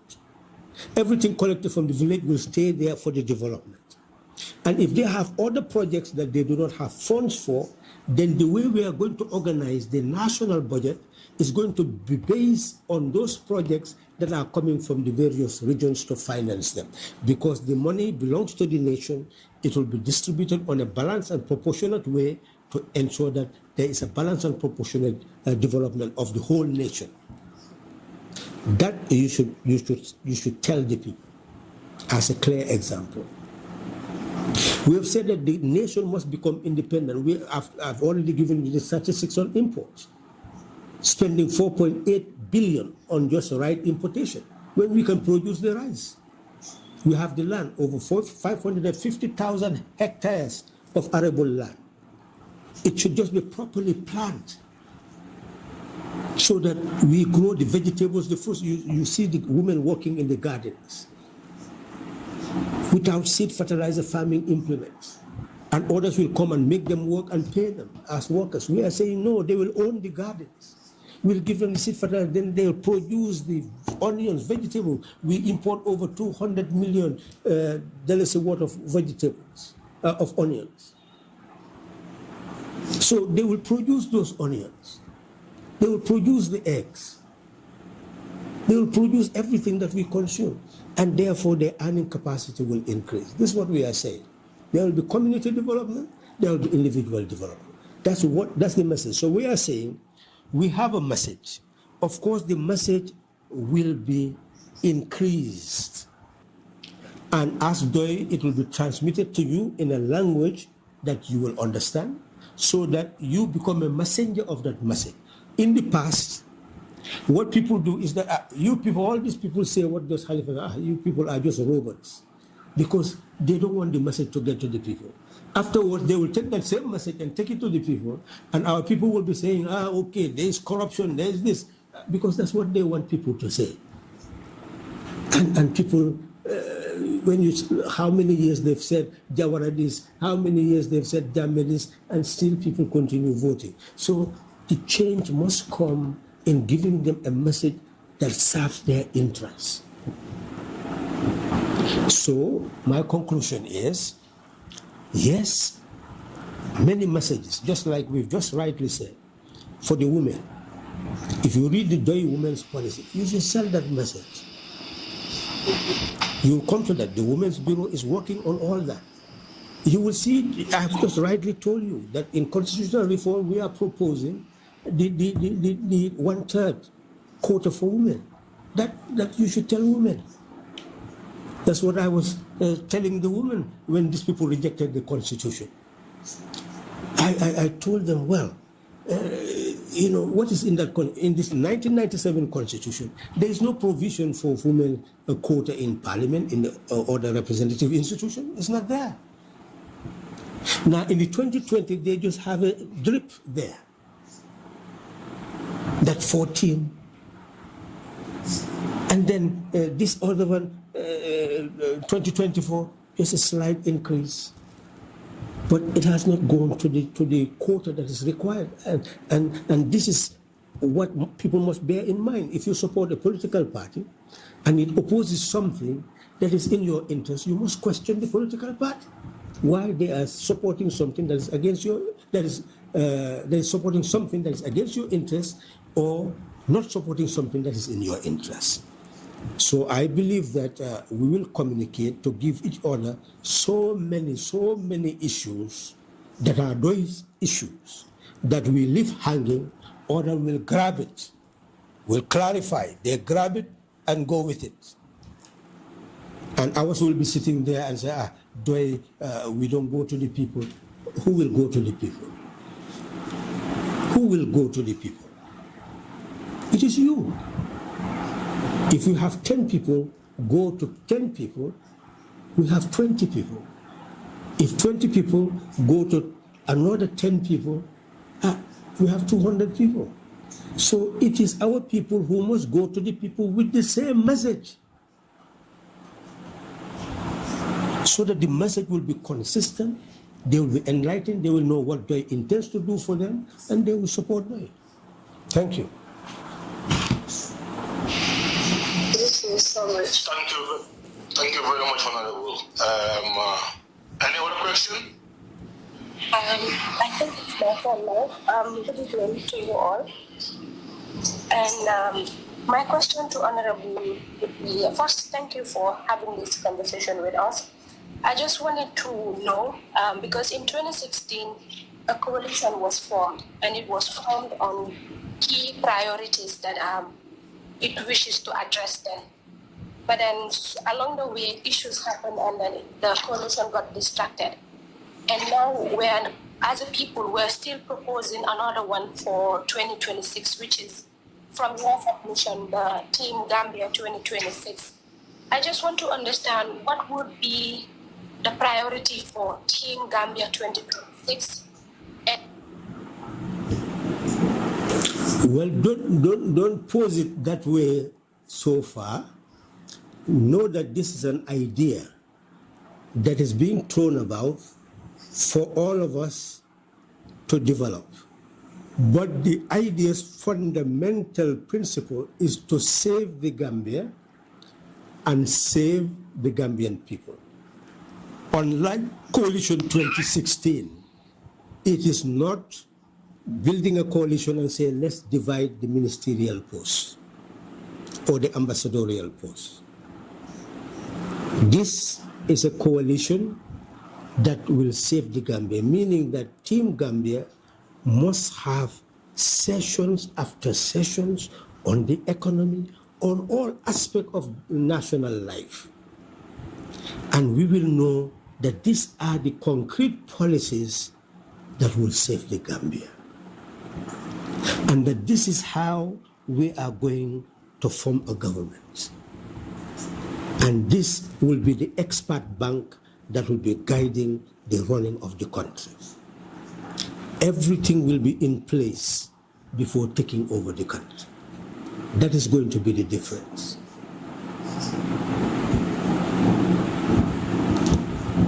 I don't know whether you understand me.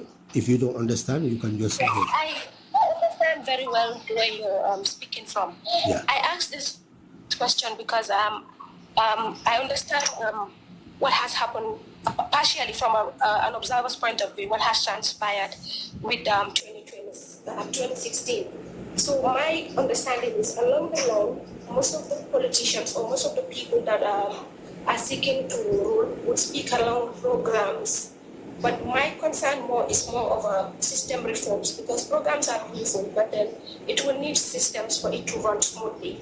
So that was why I wanted to understand, should Team Gambia 2026 come into realization, what would be the priority? Is it to reform the issues we raised in 2016 but could not achieve them, or it would focus on other new programs in total?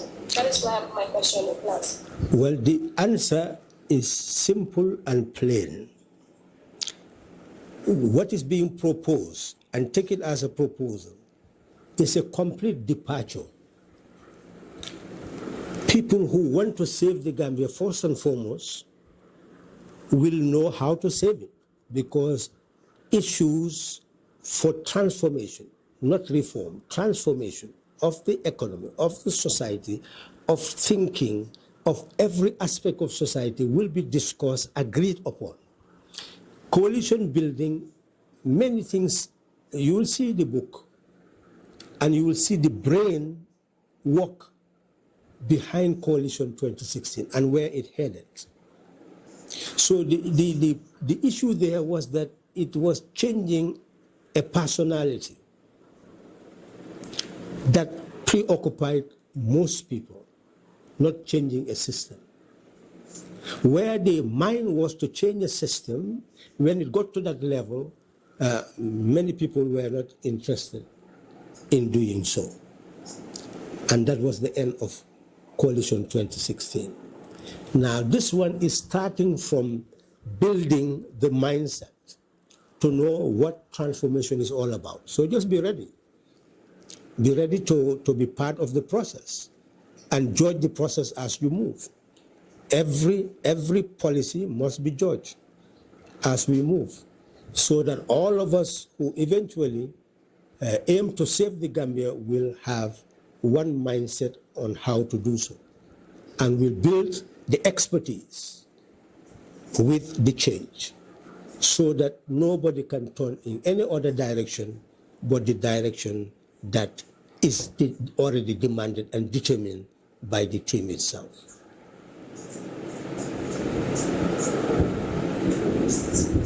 I don't know whether I've answered your question. Oh, she's gone. Okay. Yeah, next question, please. I think okay, sorry, I think Go on. Okay, me, I will take it to one. Okay. Honorable and I can frustrating like let me say you ask me I can simple like but still think mal muna Gambian will connect no. And like after taking in Karen, like yeah, we have no weakness to Gambian whether it's or whether it's because we need to really work hard for it. And we need to time to time we cannot TikTok because at this moment Facebook is dead. Like more they cannot TikTok like killer with the Mila agenda was it. And regarding to coalition, everybody is talking about coalition because now it is a mastermind. Gambian will tell them well, Gambian will need to have 2 years respect. Like, let me see you near for them, like, who be called on a coup. Let me see you need Ponado, let me see you but who can understand the soul, the mind can change that mean, and then the need that Muka voting. I have enjoyed sympathizers in different levels of children. I think at this moment, we have a single party among Green Gambia Forum because the party in the Miami single party of the Gambia Forum. So, near the coalition or and I think it might be coalition because the government is a coalition. You need to understand it, and it's a big coalition. It's like party of 6, 7. So at the end of the day, a coalition on it and coalition on second solution on it. The system move from the party. We might have a system of the system of change because Gambia for the system of change is not that. Otherwise, we are more like the same. More like the system of so right now, but you still a million approach for 2 year approach left number 1 question and number 2 why I miss it I'm connect to ordinary Gambians because now we can message for because everybody should take a money account for this account for this can make it local language. So why like still now Mukabata more than 6% or more than 4%? Thank you. Ilakumo asene adaset alnyanta men karanna wala mo momo anin ala interest mu ila lafinda wokamo jama samba so alnyanta men sutela wala mo ni tonya fota naye mo fevo aka tale na ma fevo aka baile kabirin impasse sotota ni Halifa Sallah diamuta be ka tale because Halifa Sallah mo jora ngolet men ya lonko nasi futandi ila futala dame iba use lale nate futandi la je iba dam fulale al nyanta wole suute la say doli ya je ko nyimu jora ngolet wala ya ken ikake coordinator de wala ke ikake spokesperson ti jora ngolet an watu do doy kol fan kala fika wo jora ngo fay do kala fika wo jora ngo munafang doy kol watu do ikela jora ngo fay bawo munem kumo naseniyat mulka moyle fo iba tala ita tala wo tuta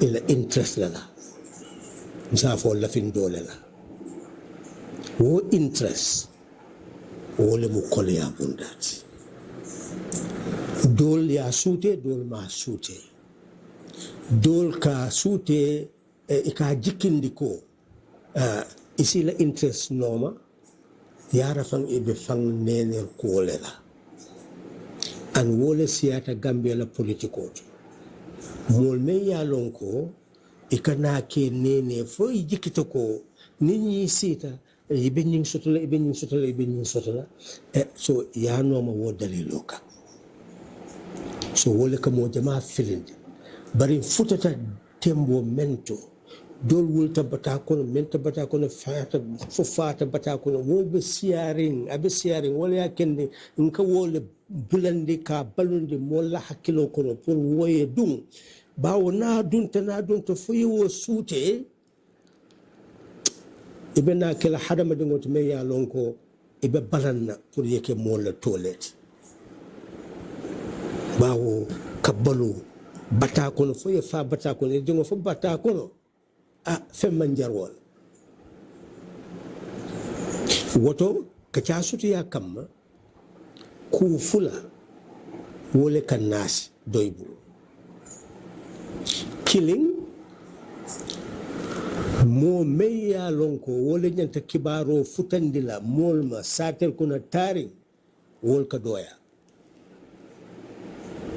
an fonga wol lafa wol yesia ni wol siata ibajol ko ni tonya fota jam ni mo nata ka wo tonya bay ata kenola bawo mobi talala je men ka wo tonya bampu ka bulandi bol hakkilo ko fulan jaw interest membe caring fonga mol mako yewo sute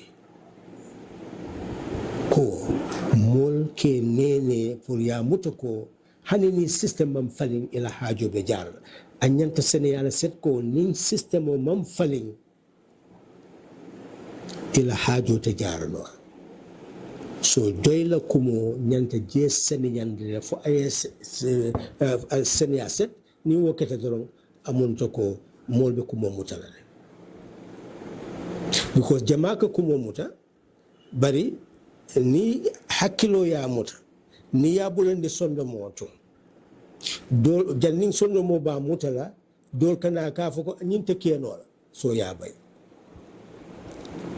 bari ni hakkilo ya muta sondo mo ya muta fo ya lonko nyin tonya wala be bondela mota bondela ibul iba mutala adon fana abant kole ya be ban so ka coalition ko fo almanyan na coalition ko tambindira anyanta talala dami yalong doyle nyanta balula folo bawo atele jorango sota pour ka tamandre ya fali woto aka même fo tamandre nyaato wole nyanta futala Gambia din tulol la da woda ebe damen wo tulol nyanta moyla woto al nyanta wokela alla jorangoti ya yeke kilati tonya kilati wo tonya futande mo bem wole mu doko foloti ni woketa fo kabang nga doyle sembolo sani ni lafita kafunyo ya yeke kafunyo ya be tekela aketa nyamen 2016 fo ayeke kafunyo ya kutoti kafunyo ya kutu men ya lonko dol membe talala wo kafunyo ya to wol bebe parala pour que Gambia bondi que Gambia dingol bondi bawo bata membe keri wote continue wala fo mo ya bondi malum fo kumo seniyata wala seniyata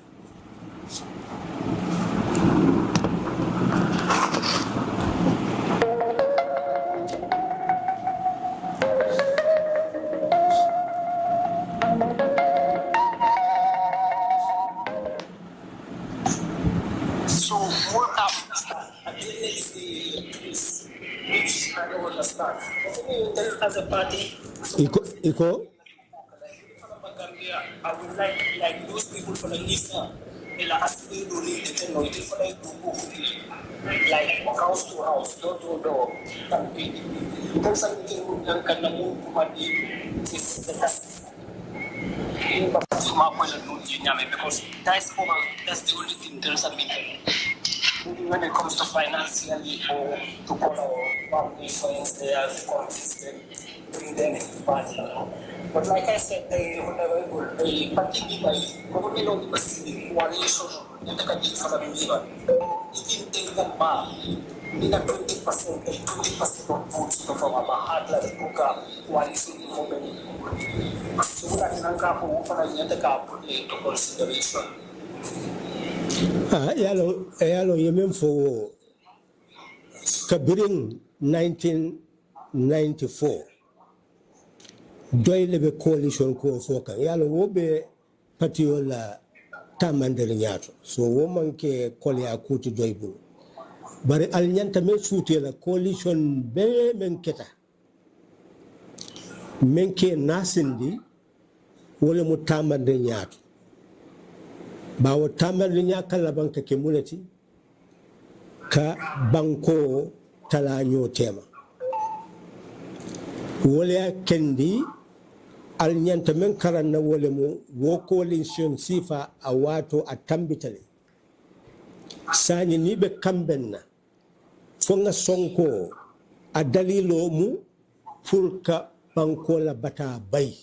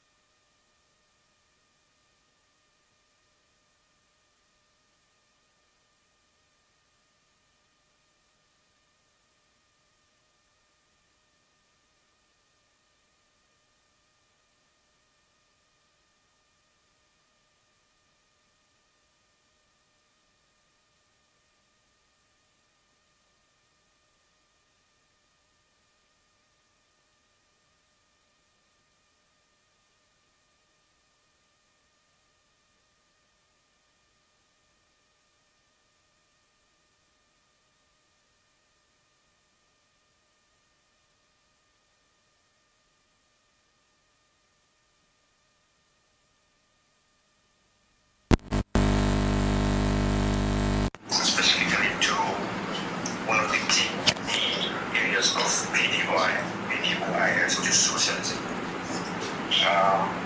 We know Gambia at this situation right now when it comes to basic things that Gambians depend on in survival, which is of course water, electricity, and of course basic food commodities are skyrocketing. And clearly this seems to be out of control. One of the major reasons could be some of the state functions and policies we have that are in line with the ECOWAS free trade movement. And of course, others you would say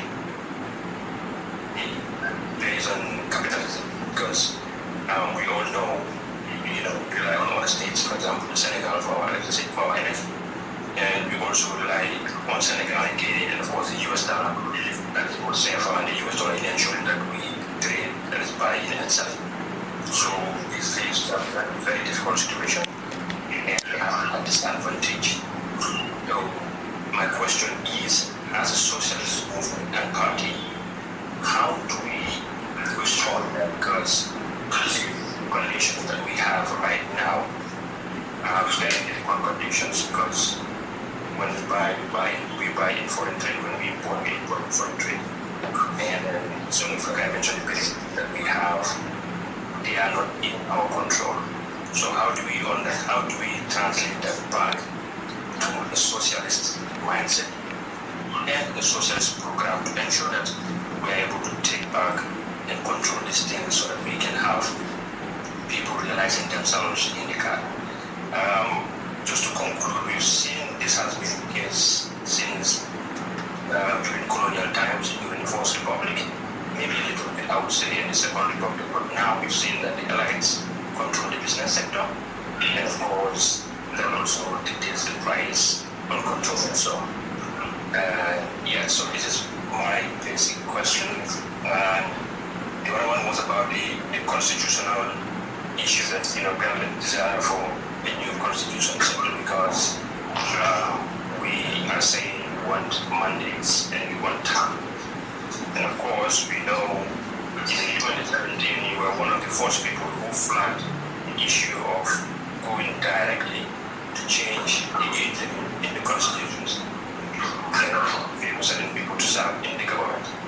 We were aware of the PDOIS stance in that process.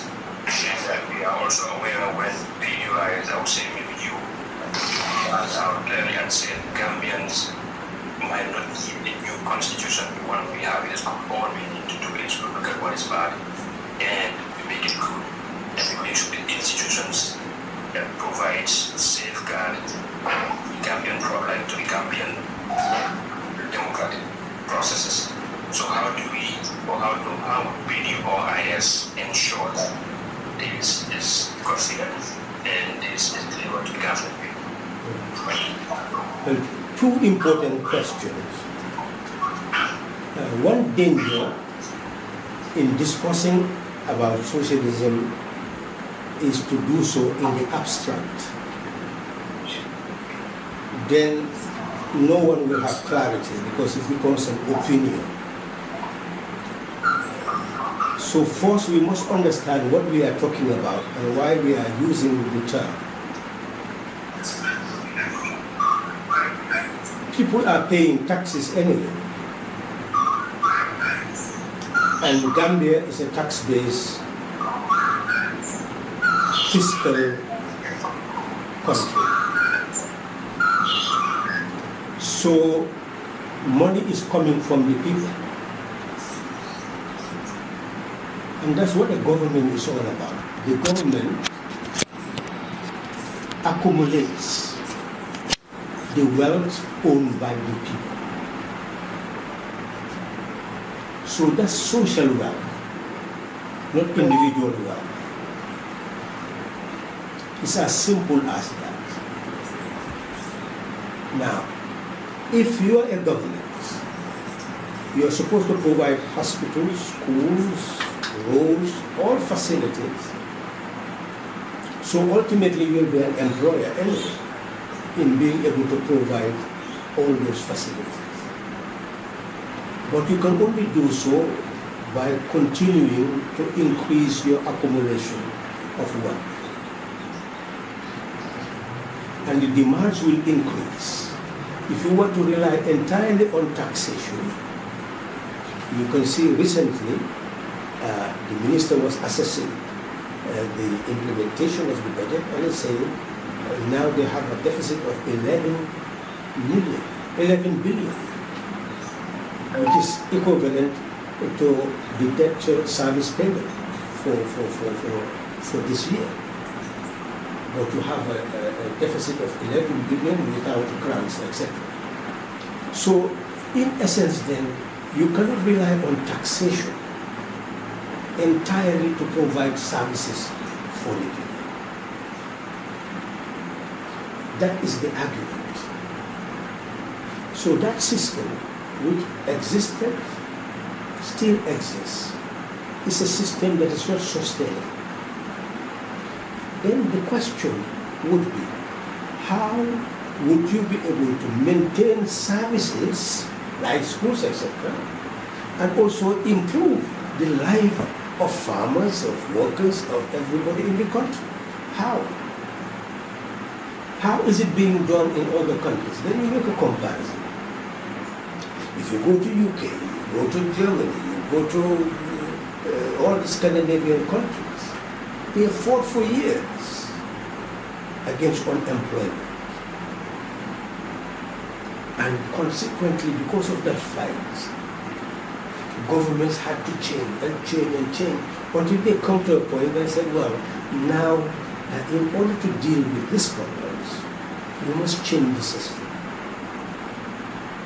And they came closer to socialism by establishing a welfare state. And the welfare state, if you were to go to Norway, is that the oil money becomes, a property of the country. And what they earn from it, they will invest in Microsoft there, invest everywhere all over the world. So you just Google and say Norway's investment in the world, and you will see that they are everywhere. They're investing everywhere to make wealth, but that wealth will be utilized to provide services. So what lessons are we learning?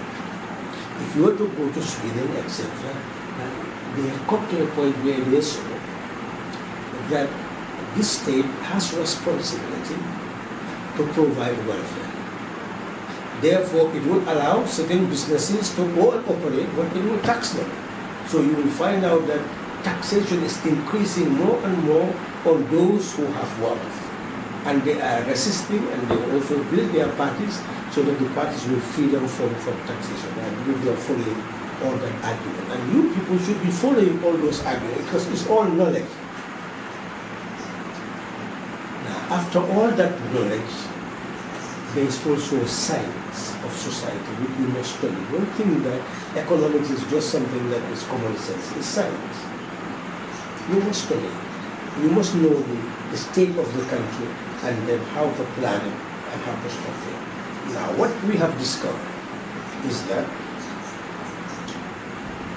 you have consumption-based welfare and production-based welfare. And that is why you who become members of PDOIS, you must signal it. Don't just use the term. Don't use just what we say in rallies, etc., which is sometimes just a simple way of getting a message. The questions you are asking are the ones that you should ask, and then try to find answers that are, of course, more complex, but also will help you to understand more. Now, what is consumption-based welfare?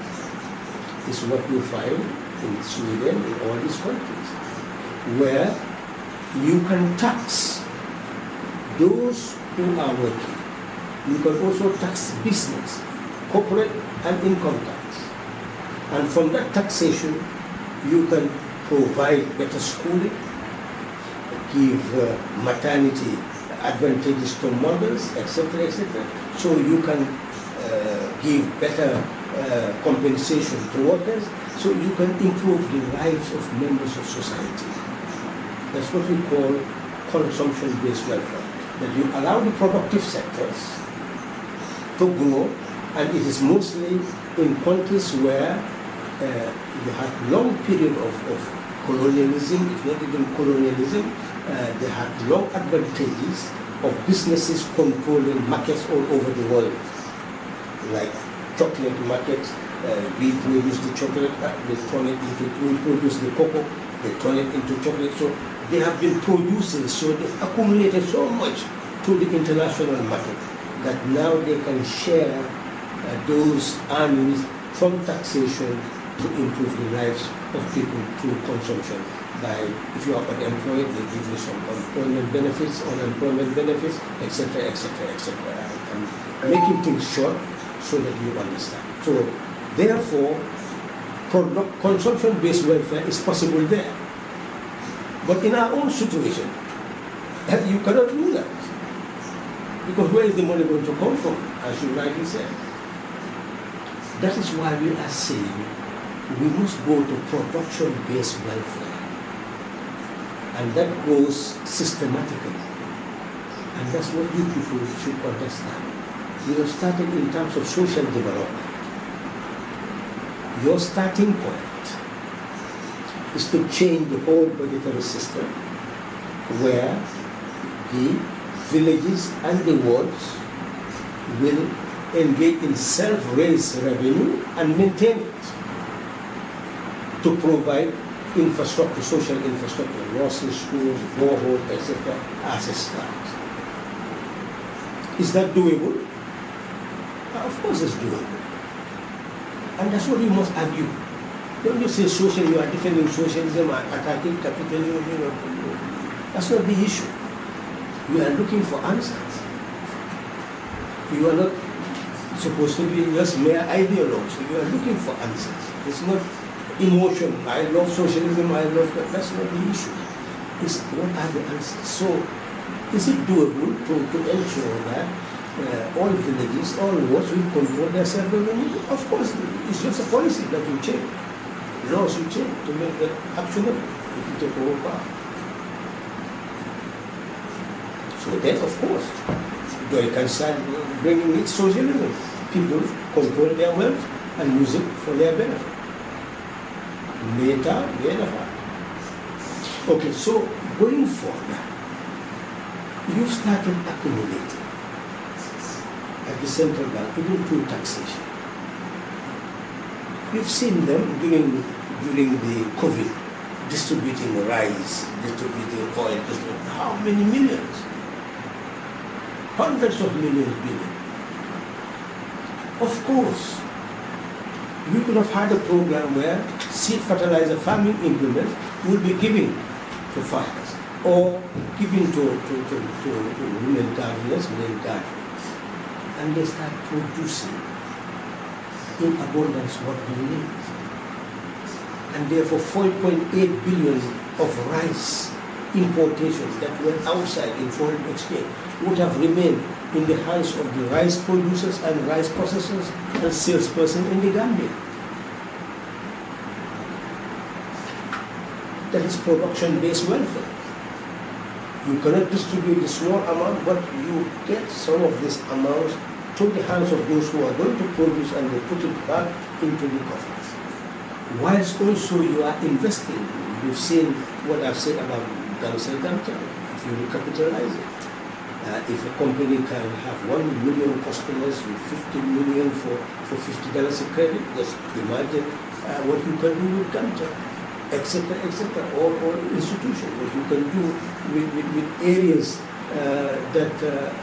about the mining area, in fishing. So there are many areas where you can build a productive base, and from the resources you can continue not only to meet the needs of the self-raised revenue villages and wards by financing the projects they cannot afford to finance, but also you can finance the productive base. So ultimately, you can have the country, the public sector stream, but relying on small-scale industries to feed the bigger industry.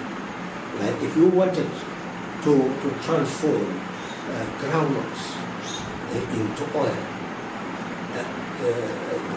into margarine butter, etc., you can start from the small-scale producers, so turn the oil, the groundnut into oil, and sell it to the bigger company, which is the public state company running it, in order to facilitate bigger export. So it means that you can have a myriad of small-scale oil processing plants, where people from GTTI, all these institutions will be able to have their projects and then feeding the bigger one for their export. So there are many schemes that could be established where you'll have what we call production-based welfare. Those villages, can you believe in Gambian villages, now they give their land, others will come and cultivate even bananas and fruit stuff. You look at Gambia's export, fruits have skyrocketed as part of Gambia's export. But the fruits are not being produced by small-scale producers or village-scale producers. It's companies that come, employ these people, and then export. What prevents, through consultant-based welfare, which is our socialist program, to provide a village with all the things they need in terms of seed to grow the bananas, and because it's village land, before you give it to somebody else, they use it, produce the banana, sell it, and the funds will come back to the village for village development. So in short, that's what we are talking about. And even those people that you are called capitalists, you look at China. What are they doing? They came to a point where they saw that they are dealing with an international world. They cannot completely isolate themselves. So therefore, the public sector will engage in production-based welfare. They have many companies, what they call cottage industries, etc. But at the same time, they engage in international trade. Not only that, they send their companies abroad. Not only that, they even finance some people whom you call capitalists. And they work with them in partnership as shareholders. The state will have shares in those companies, and those companies will go abroad to engage in trade. So they develop 1,001 schemes which lead to public-private partnerships all over, and expand their companies, and you can see how their companies are now controlling many of our countries in terms of production of so many things. So in short, it's a changed world with changed systems, and workable systems require a knowledge base.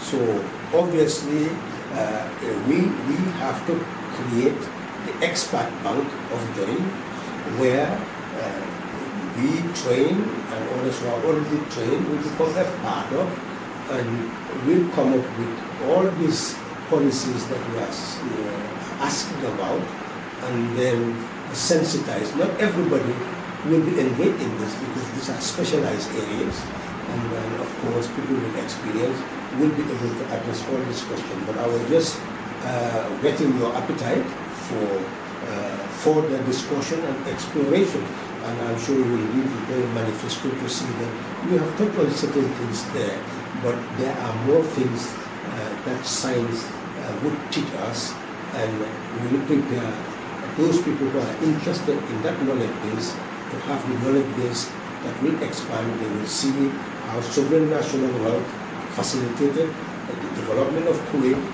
development of Singapore, development of Norway, even the United States. Some of their states are operating with that type of principle, and I am sure you've heard even as conservative a president as the current president saying, talking about sovereign national wealth, because he's seeing what is happening in Norway, in China, in all this, and what they are doing with sovereign national wealth, and even monarchies in the Arab world.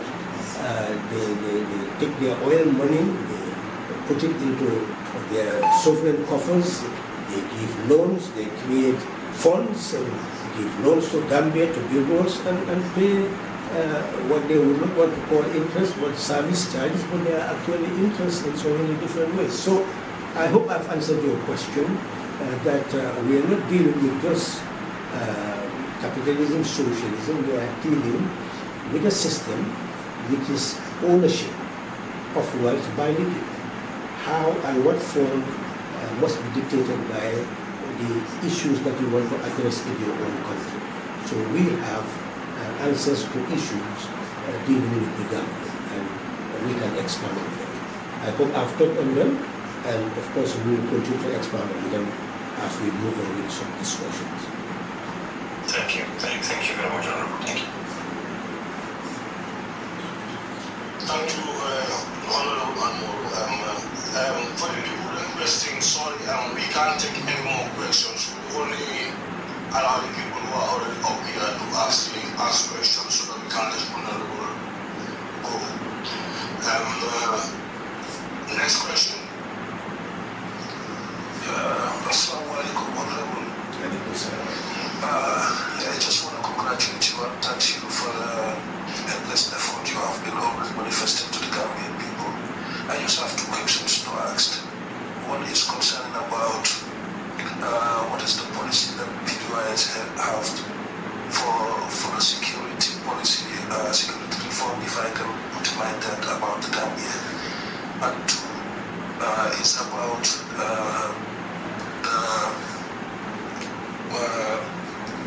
the migration.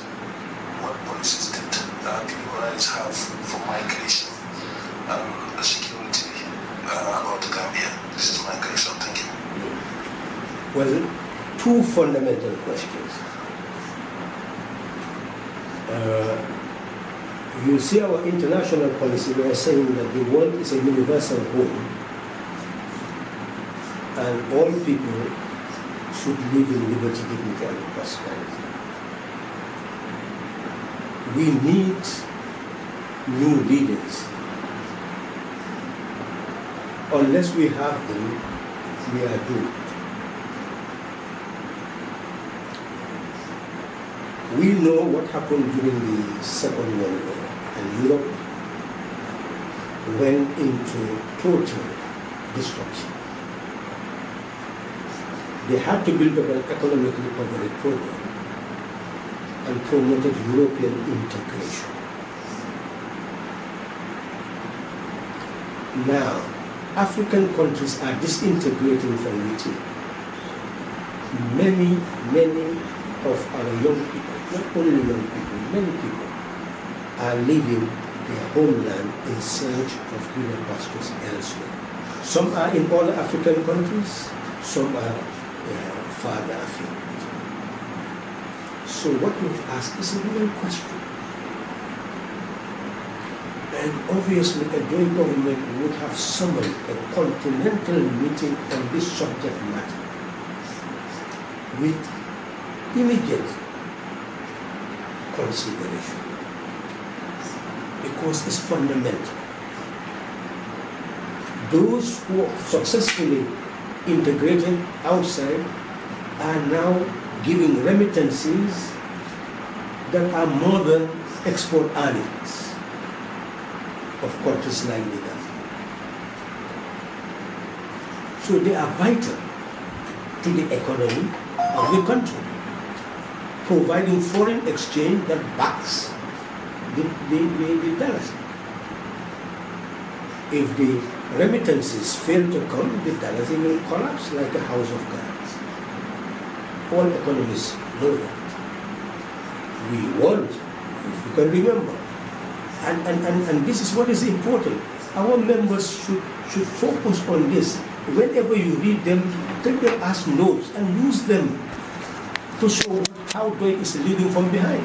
You remember at a given time, they had a policy that those who are having foreign currency could save the foreign currencies in the banks. Some banks accepted saving. All of a sudden, they said, well, there is something going on, and now if you save in foreign currency, you can only receive in Gambian dollars. Immediately we wrote to them and said, if you want the dollars to collapse, just continue with this policy. Because if these people fail to bring their, because some do not need to use the dollar immediately, but to keep it here is much better for them than bringing it or sending it to other means. So to deposit it here, and anytime there is something, it's easier for them to do so. But if you restrict them, well, they may decide not to keep. Well, exactly what we told them, that's what eventually happened. And they had to change their policy again. To answer your question, migration is a fundamental aspect of the African economy, Gambian economy.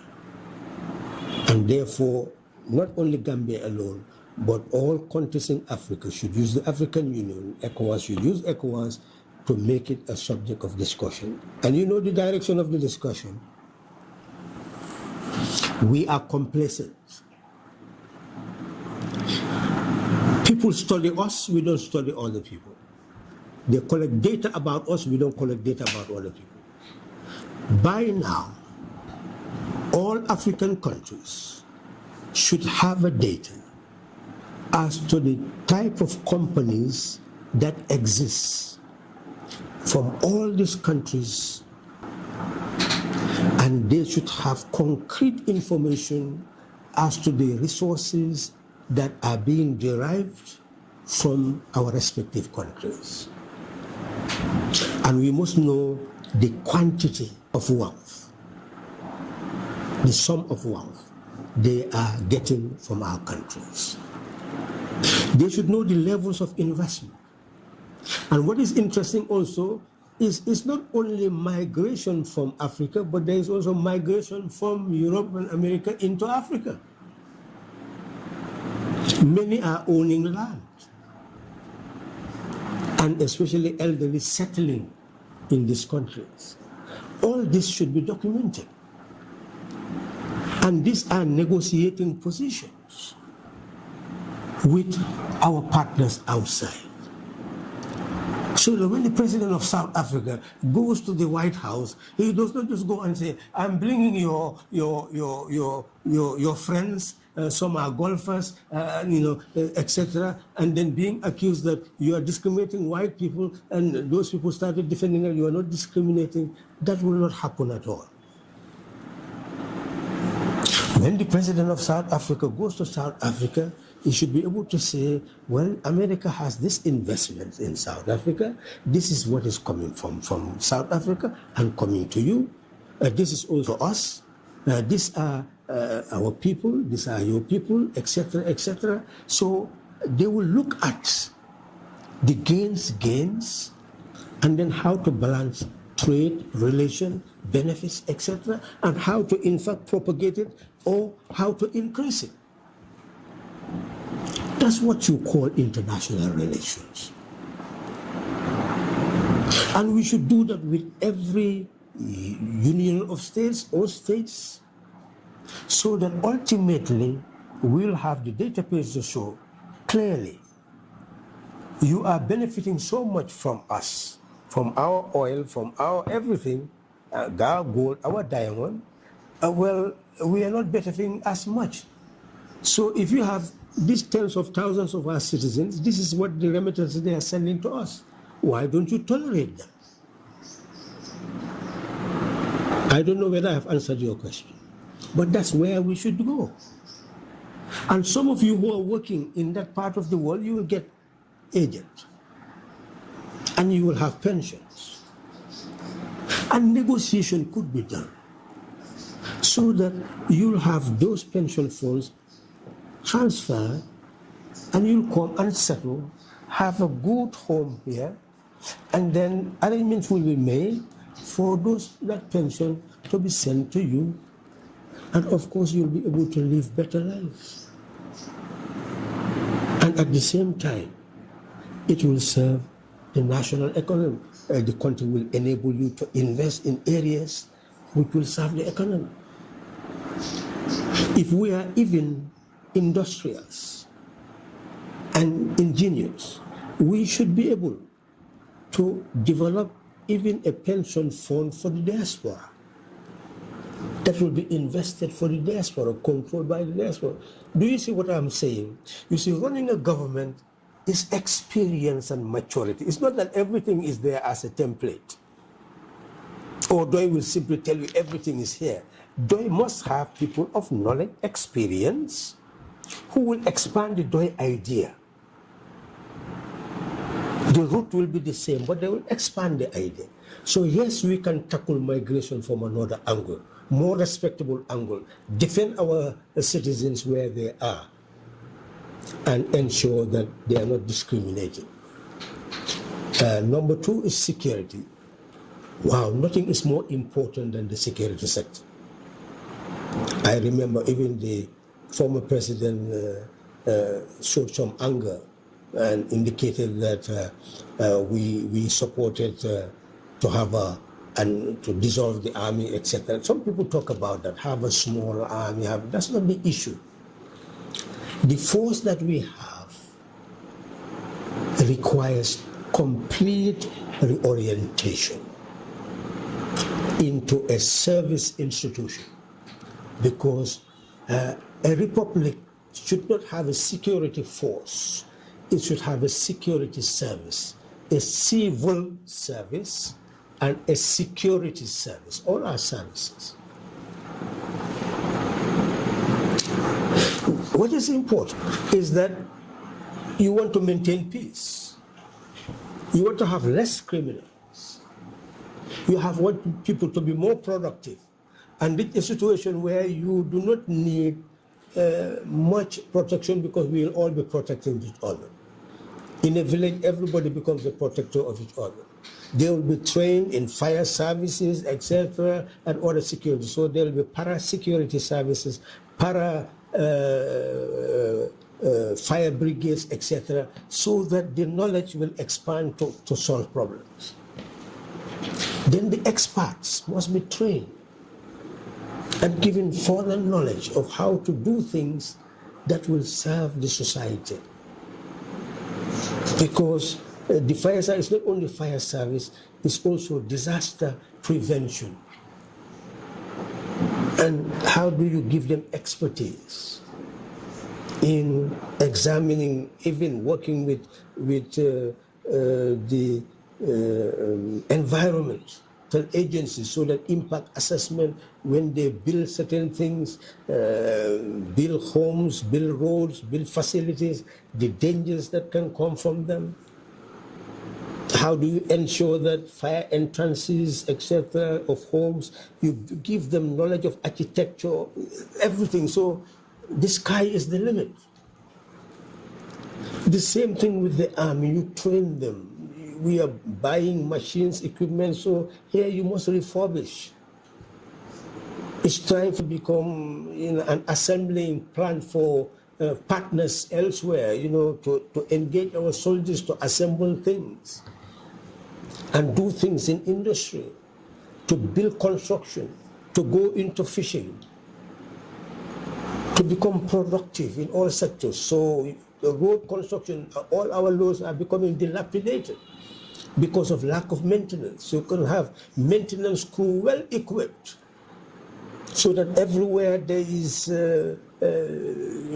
dilapidation of roads, it will be reconstructed, etc., etc. So the whole service sector will be linked to a people so that the sons and daughters of the people will become their protectors. But I just wanted to ask something else concerning about migration I was talking about. I just wanted to know what policies did also PDOIS have concerning about the people living abroad, how they can make them stabilize and establish, because there are people here who have issues, documentary, and I don't know what policies did PDOIS have when they are sworn into government, how they can make the international community to make the people outside already how to establish themselves.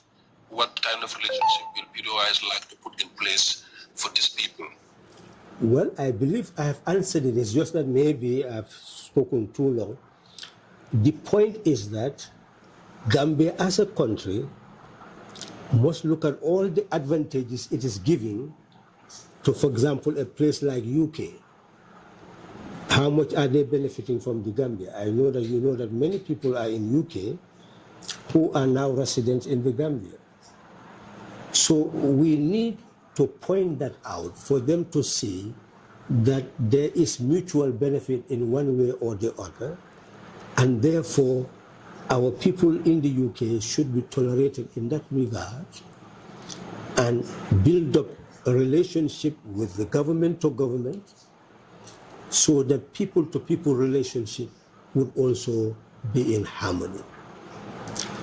We want to build a government that must be respected, because only a respectable government can do that. A government that is already addressing the problems of the society.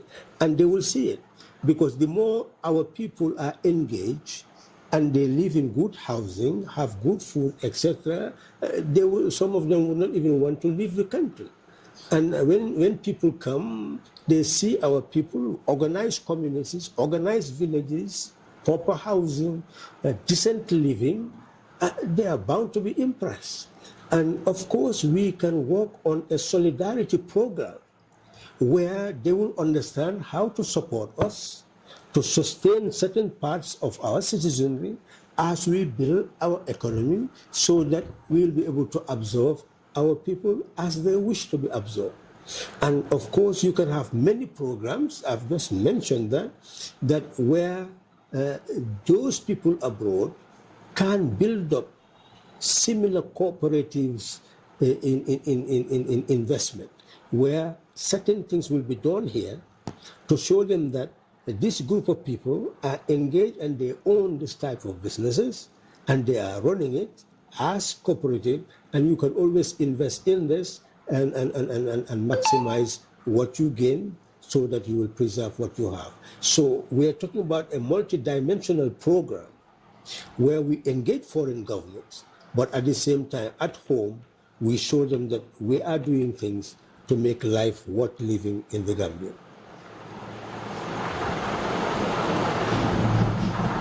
Thank you, Honorable. Thank you, Justice. Now we have Hiri, Abdu, and Aida for the last three questions. Then we leave Honorable to have a rest. Okay, thank you very much, sir. And thank you, Mr. Honorable Alpha Sala. I have been a keen follower of PDOIS for a while now.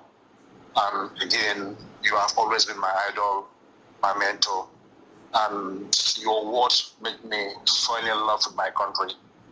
And again, I also believe in the words that do not sit and wait or ask, what is the country doing for me, but rather, what am I doing for my country? So these messages come from you, and I've grown up like listening to these messages a lot. So again, I will just go on with my actions. I am a football coach. I work with Calawas Football Academy, where we are looking for certain athletes.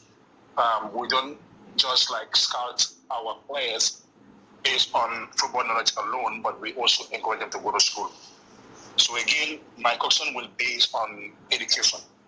So what are our plans? Because I want to say, what are your plans? Because I am part of PDOIS, so your plans are my plans. So what are our plans for education? Because I think it's better for us to adapt to a modern education system than going with our old paths. Today, I believe that like it's, not everybody is meant to be educated. But again, in our schools, we could also encourage kids to become plumbers, electricians, or any other handwork. I think like we should introduce that one to our school system. And again, what are our plans for the sport in the country? Because I could say almost 80 to 90% of Gambian kids only focus on football. So what are the PDOIS plan for these children?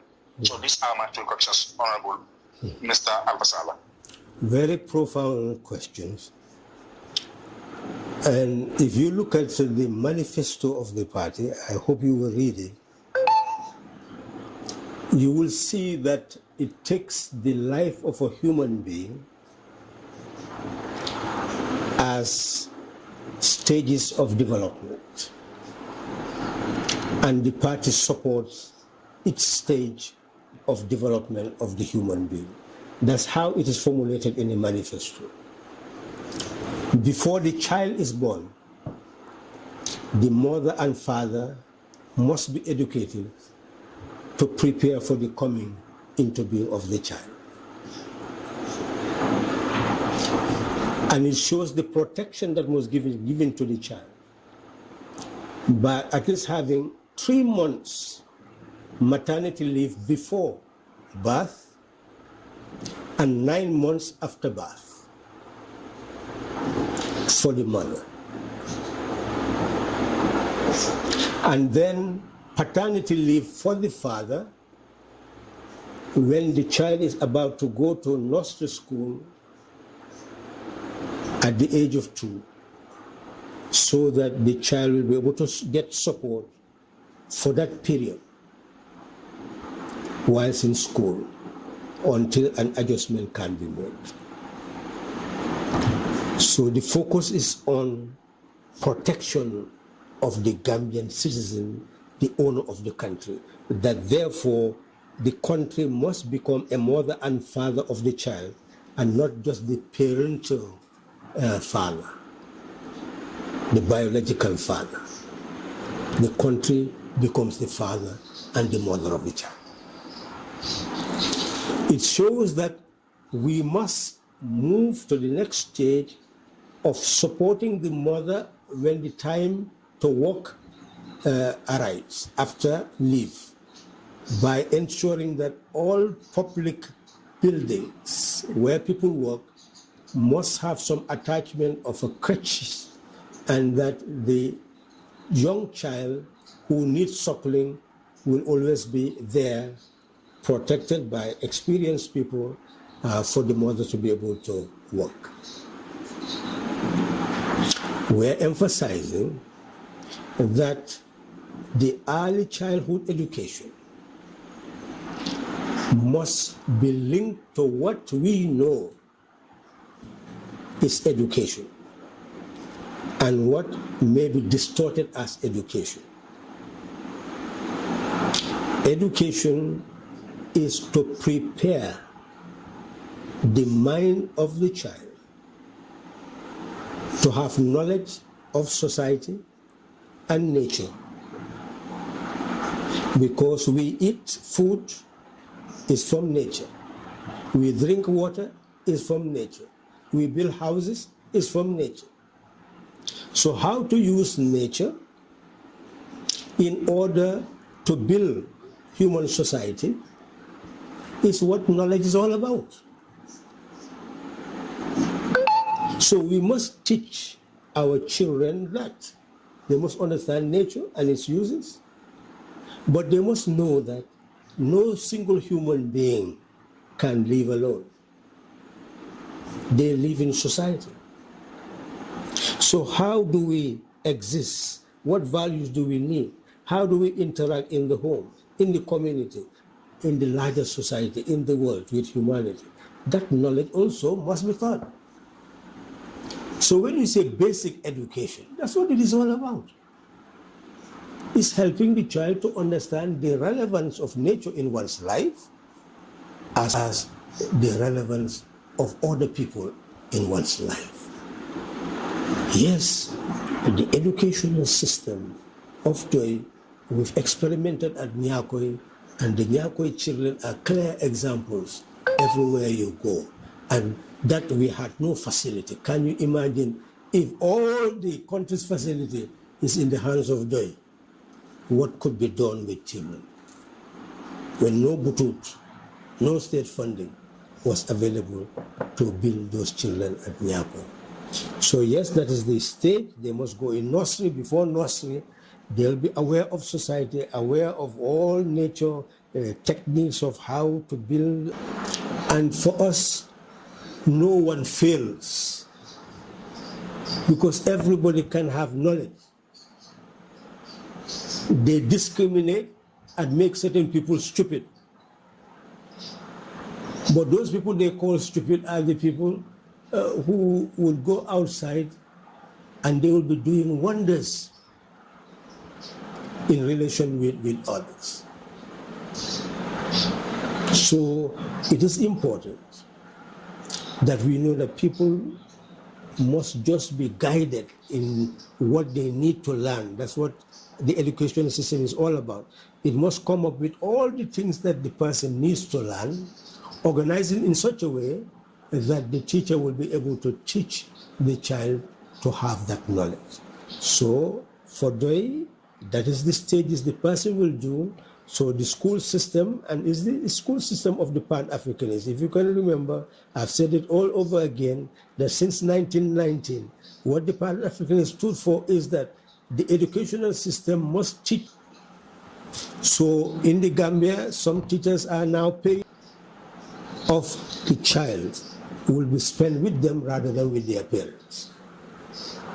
So society must prepare for that. And there must also be teachers who will not only teach the knowledge, the general information, but also skills. And the skills must be linked to what is in the home. So if you have houses with plumbing, the child must know how to help in fitting, etc. So all will be identified and they will see what they need to learn in order to be able to handle many things in the home, so that they grow up with that and become more specialized. And therefore, as they reach grade 12, which should be all universal, then what the DOI program is, there will be a national service where they will be attached, and the country will be responsible for their feeding and other amenities. And they will continue until they finish their service 1-year program, and then they can now move into a world of work, or if they wish, academic work to move on with their education.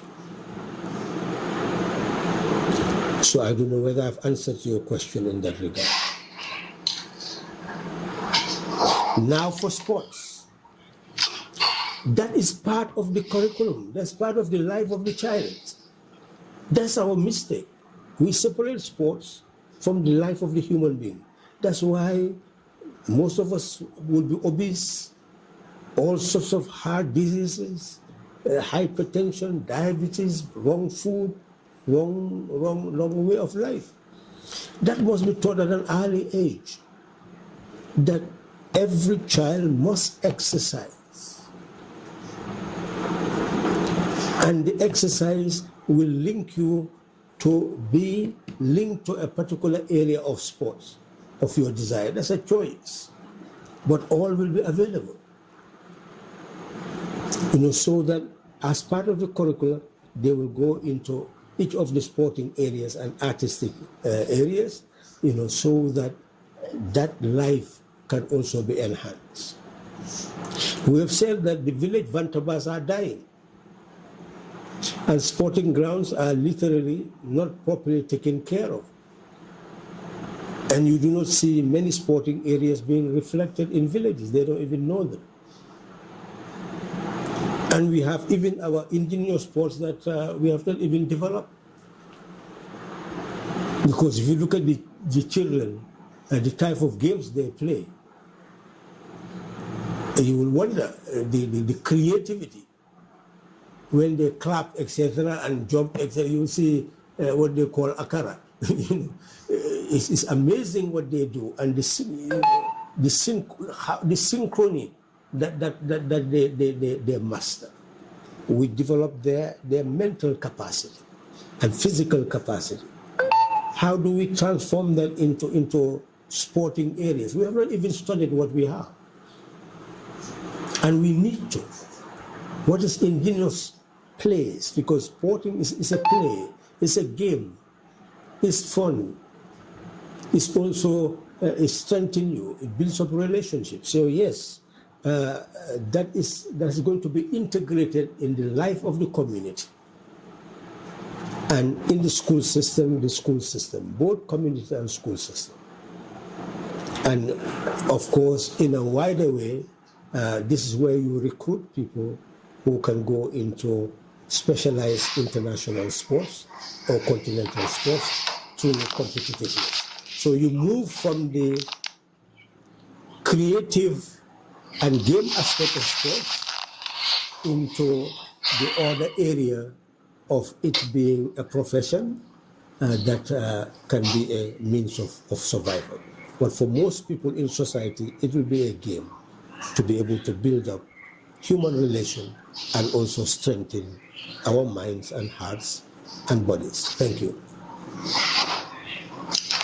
Thank you very much, Honorable, for that answer. Now we have Ida and Hiri. Ida? Okay, Hiri, let's give you the last one.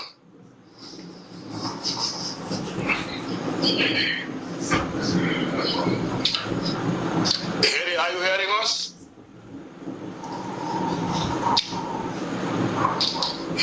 Ida? Okay, it seems they are not with us at the moment, so we will allow Honorable to make his closing remarks, and then we call in a night. Before that, are you hearing me? Yes, I feel. Thank you very much. I'm sorry for coming where I was having network issues. Thank you very much, Honorable. Abaraka bake yawato belta kanyawato besi jam ilimbanku dulu bekatala. Ninkuma tabak adu pareri wato bela bukanyi sodo. Kamola hakilo liri wandi wala mele alongo. Wala nyanta kabanko samba. Benna katande ke kanne pareri akarang baki patake parce que liye wato jeli ya wato da yela hamoda kaje ko woruta man ko men kan lafita wala taman linya e fali wata kala pushon yaare wata bar watilo me alon ko atelier wo sodo hanyo me alon ko ale wo sodo kabiri ngaldun ta jinko ko no la kombo me alon ko ale wo keje mi lafi la le fon linje won fanali yamari je watili parce que watilo ni ngore tasana kuma kan me mba fo kan asene atale mobe ya fahamle mobe ya moyne lon jote je wala mu watiloti ali ya cheno nyadile ata mo bebe kafuri nyoma albe watili fo hat sani ni sanji jama be albe pareri pour kan tella mo yiri wan kadu ni man ka tisani natel mu alhamdulillah na tara ka kun tilim balu wala mu Allah balu wala wonti siata na ratendo bari Allah ni bata be ban ko mul min alike ji bata kono la ndul min na sama ndul min do wuru kan sa yin ndul min ya ke na ka ado wuru jare alliance be la ya so wala lul bi alhamdulillah bata ke nya hawo ni wo se fa maru di dol ban ban ko ta kan nyame min do wuru kan sa yin na ni da wala ko nyel ta kas ta ko lum pata ke kalo ka mo ban pour ka tel simpanya ta ale fana ni bɛ kuma jindi la malo ko mu yi dai ni kala ka tun non ka fi le ka tamon diro ke nyaari le pour ka fara flag de ara tombo pour le la congress tambita wala ka ke congress la kono wala ko de aparka ba ki ni kono ni mbara ele nyinin kala la go kumba yata wala mu tombo diro ka ke nyaame al nyanta men kala mutala wala mu munemu sartoti dula me ya lonko soso kumoti je watu jama mol buka kalamuta ko ka ke nyame because soso tati je kambe ngobe dame bunda jama be je me ya lonko buka mafan ni be ku kela bari wota kendila al salon munemu shartoti munemu maral kangoti an maral kango ye même fo kumoto an mo ni be diamula e patio la toyala imanyena kumo fola me ya lonko anen ala maral kango mantañola wala ala tamander nya ala congress o yemen londi wala central committee yemen londi congress o koto woto bunda membe constitutional kono ako pour que presidential candidate o tombo parti dingol be wole ba fola oto ni yatana ko mo killing doron le tole kafo ko patiyol be sonto ko mo killing wala nyata kela kalineto yalla wo buka ke primary so tatu de te kelaje so taman tala dawoda amunto ko mol be ba mutala ko ni la mu presidential candidate bari maral kango ye memfo wala mu parti dingol be wala nyanta fola jumala be kala presidential candidate woto mo membe doy kono ni kacha sodota ici la kango selendi santo ka foko nyim karle lafita pour ayeke e presidential candidate ni do fananko nyim karle lafita pour ayeke presidential candidate fo patio ye wato muta pour kaje primary be kala nyami pour patio ngol be ye wote o fay carte fay misal ya hakketo ka carte di ka carte bulande yalan carte fayo mun nende rolet e ka carte bulandi isaje ko mo me yalon ko yetombo etena be kala presidential candidate baren ka même fo molier ni la fita doyla maña kela president candidate ya deputy candidate ya council candidate ya o manyan na siyala doy dingol la datu because mo me ya lo ko tonya ye doy tamane nya susu foy keta hadama dingoto men ya lon ko e kuluta doy bulu e keta doy fanfanti e ka fa place la abuka ki kuti men ya lon ko e ka hamme ala na kumo dolon lam malo mo ko tende e ka fa ala na manke wotino ntete kenola ada barola spokesperson not wala coalition la spokesperson not wato me yalla ko amanke president because na hammobe kala pour ngake president nto sonna abuko abe memo ala mo bula la pour ayen use bari mo man tarante la hakkilo kono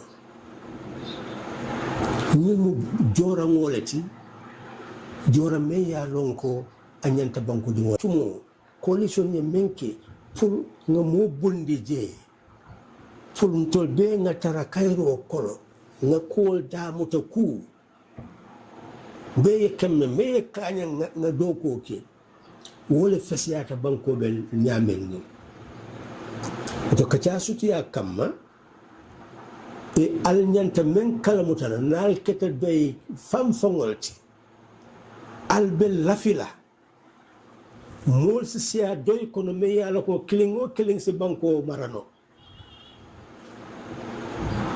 e nyanta kontan la mol ye dum doy kono me yalon ko ni yaje fanko itel aningo e kanyanta pour que bank se manko bara e se fam pare ka bo bula ay en fa ka wo poussi pour ay ta ñaatu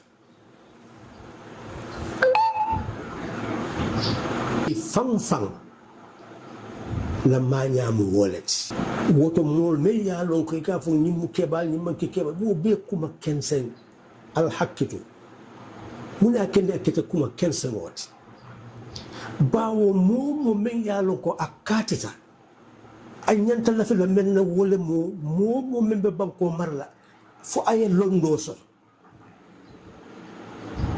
fo ay ke moti men yalon ko ala ay men takki dunya kono waya karandi pour asi marro keno ay ke hadama digoti men yalon ko fanan na lafita kukela ala banko ye akake anen nganyole la ni yewo moje inyanta kanula ila sondo moto inyanta kanula ila jusoto ila hakilo kono ibella fe la woye banko nyaton kaya hanini wo la fita bori la nyaton kaya la itel la fita pusi la de because yalo ko nin nyimbe je tonya memu tonya ti wobe lolale abe ko doko kelano banko be bolale atuta wo mo bulufo abe sonna ate sonna bari ite kay ning la nyanta talale je ni doyen ko li wo mo sifa soto ayesia wotu mol ba foloko doy mo doylati bawo doy si banko mar ni teje nyimbe tare di wole mu toñati oto kacha suti ya kam ni nyimbe mo be nafa sotola bi nal botejan ali chapter 23 doy la constitution ala maral kangoto al be ya karan memma karan angale kangoto al mensi karan keno alla kangoto al sa fasari mol be ya long ni mo be kuluta wo bunda ya fo nyamen e kuluta wo nya doy dindin kuto be wululale doy membo kuto be wululale doy ding kuto be wululale anna wuluta be mol soto la me ya lonko ni nge bulandi la woda pour ye taraje banko la be ko tamande la anyanta tamala nyame pour mo base si kontan banko ka malom funni la ko jabe wala ma jabe. Thank you very much, Uncle Halifa.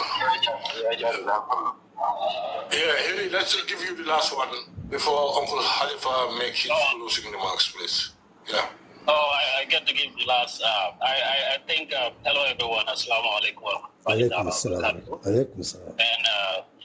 And Our greetings and regards to the Honorable for taking his time to come and speak to the TikTok family on this platform.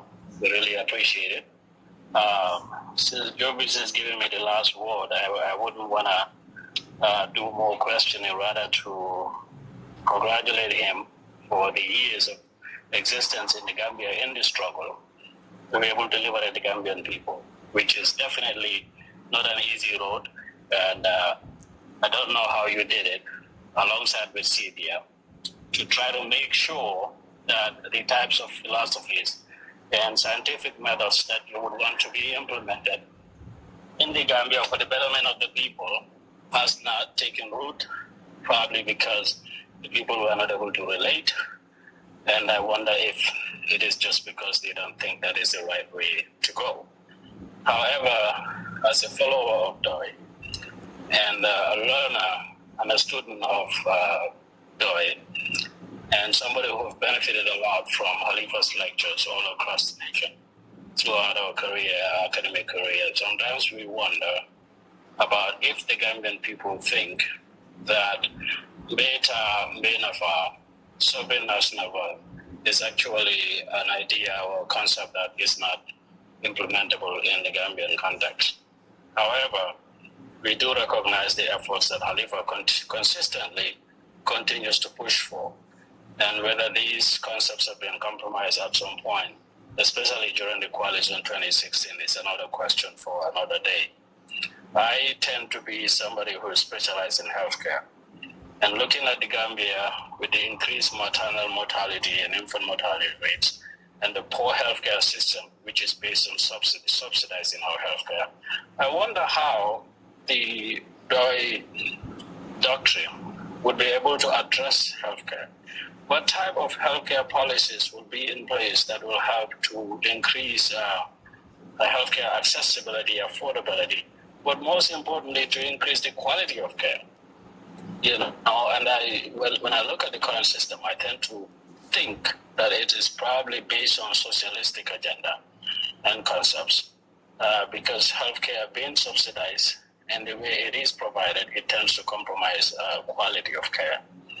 In that aspect, just to add a question to the Honorable, what would be the type of healthcare reality when the DOI agenda or DOI policies are put in place in the Gambia?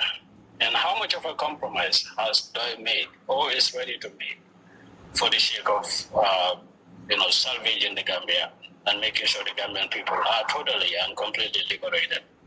Thank you very much once again, Honorable, and thank you for your time.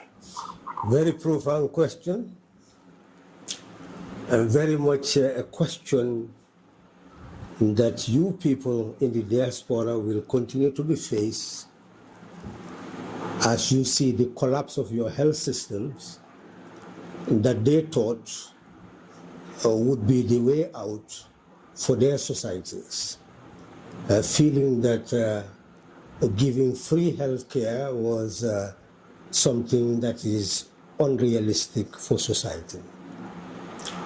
I will take the debate and I will debunk the concept, and you will see where the problem lies.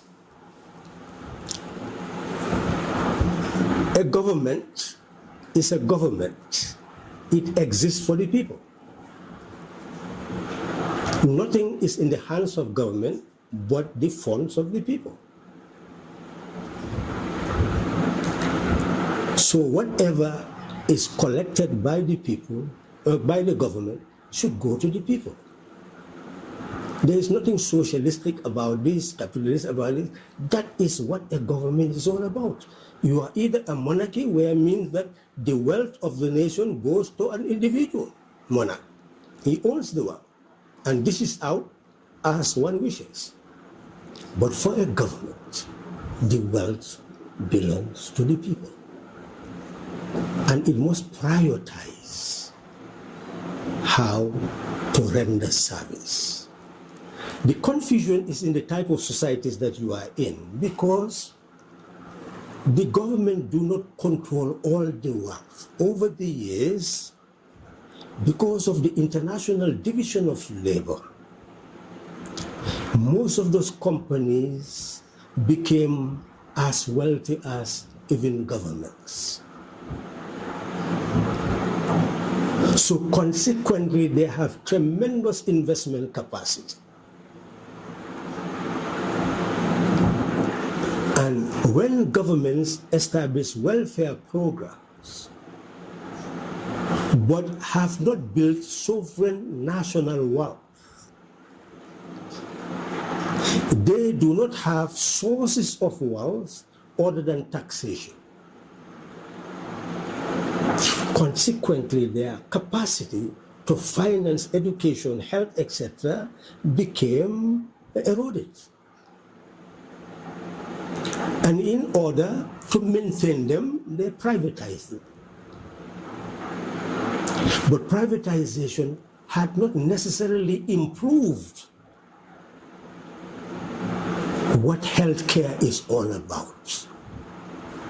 Because healthcare is what you call a vocation, is a calling. Healthcare emerged from free care, people supporting people because of their religious values and other values, until they saw that that alone, because it has some cost, that alone cannot be done by NGOs, etc., Salvation Armies, etc., churches, etc. They came to see that that cannot be done. That's why the state ventured to take more and more of such responsibilities to become a public responsibility, so that education became a public concern, health became a public concern, all became a public concern.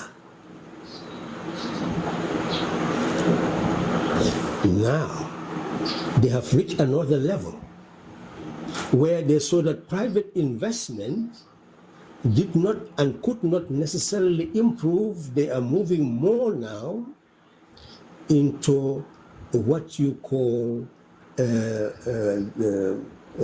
more cooperative ventures,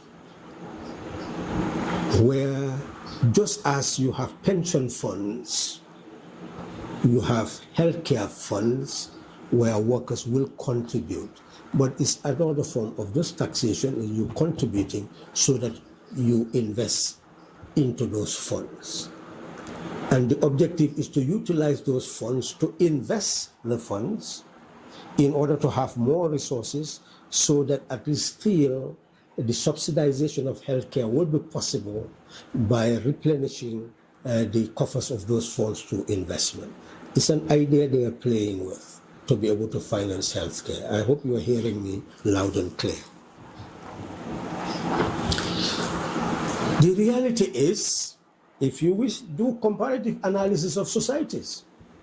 As a healthcare specialist, read widely all countries and see how they are maintaining their healthcare systems and study what difficulties they may have. But Gambia, I am telling you, and I'm going to be very concrete, we are saying as a starting point that village that needs a nursery, that needs a health center, that needs all the other cares that a community would need, must be planned in such a way that it can have those things. So if it does not have a budget, it will not be able to provide them. And there is no socialist system in the Gambia. I don't know who gave that idea. Maybe you're talking about because you go to hospitals and you are not charged the expensive charges that, of course, if you want to go scanning, you pay thousands. Many people cannot afford it now. So that's not the issue. So the issue is there is no system in the Gambia. Has never been a system. It's just taxation, financing services. If they don't have the means, well, the drugs will not be available, and then you end up shouldering it. And that's the system. And that's the way it is done. It's just using taxation. But we are talking about a system. And a system that is defensible, that can bring the best type of life for our people. We are saying in that village, all the funds that are collected should not go to the area council anymore. It's simply a change of policy, of system. Now the funds will remain in that village, and that village will be able to train a bath attendant, will be able to train a nurse, will be able to train, small healthcare workers. And therefore, in that village, they'll begin to plan what they need to maintain the services. First, as a starting point, the most rudimentary point, you start from where you are. Don't invent. From where you are. We are saying immediately you can change the system where the village now, the funds that remains there, they will see how to maintain a small health center with at least one bath attendant and one person who will just general services, health services. And they will be trained. And they can come from the village and trained to go and work in the village. And the village will begin to see what type of illnesses will go there. And the data will be maintained. Malaria here, malaria there. Then what we need is malaria drugs. We don't need all the drugs coming here. What have been the main thing are this type of drugs.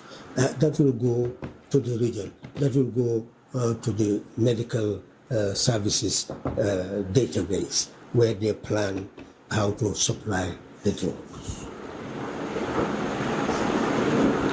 So there, even the village can contribute to its own health needs from its own budget.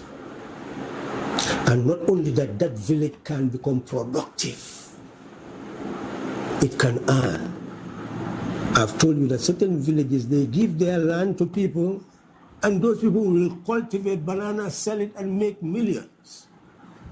Whilst that village could have been given the funds, and since now they have self-raised funds, they can invest, and they can also be given the funds to be able to produce that banana plantation, and the money that is going from there will go back into the health fund.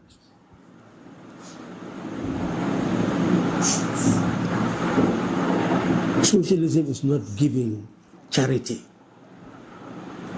It's building, that's consumption-based welfare. I've already analyzed that. We cannot operate with that. We don't have the money. What can we distribute? All of us will become beggars. It's not a distribution system, it's a production system. You enable the community to be able to produce, you enable the individual to be able to produce. And you support the services. Every productive base can support services. So what I can tell you is that what is missing is a knowledge base in many countries, and don't assume that just because developed countries, they have people with the knowledge base to address all their problems. When things were nice and rosy, people became complacent. They were no longer studying systems. It's ideologues who study systems, academics who study systems. Now those who run societies must study systems. They must have knowledge. They must become scientists. They must become thinkers, innovators, and builders. That's what is missing. The world has answers, but we're not searching for them. So what I'm saying, yes, from the apex, we'll have at the university of level the Academy of the Sciences, the Humanities, Social, and the other sciences. And at the medical level, you must prepare those people who at that level will be teachers at all sectors of the health level.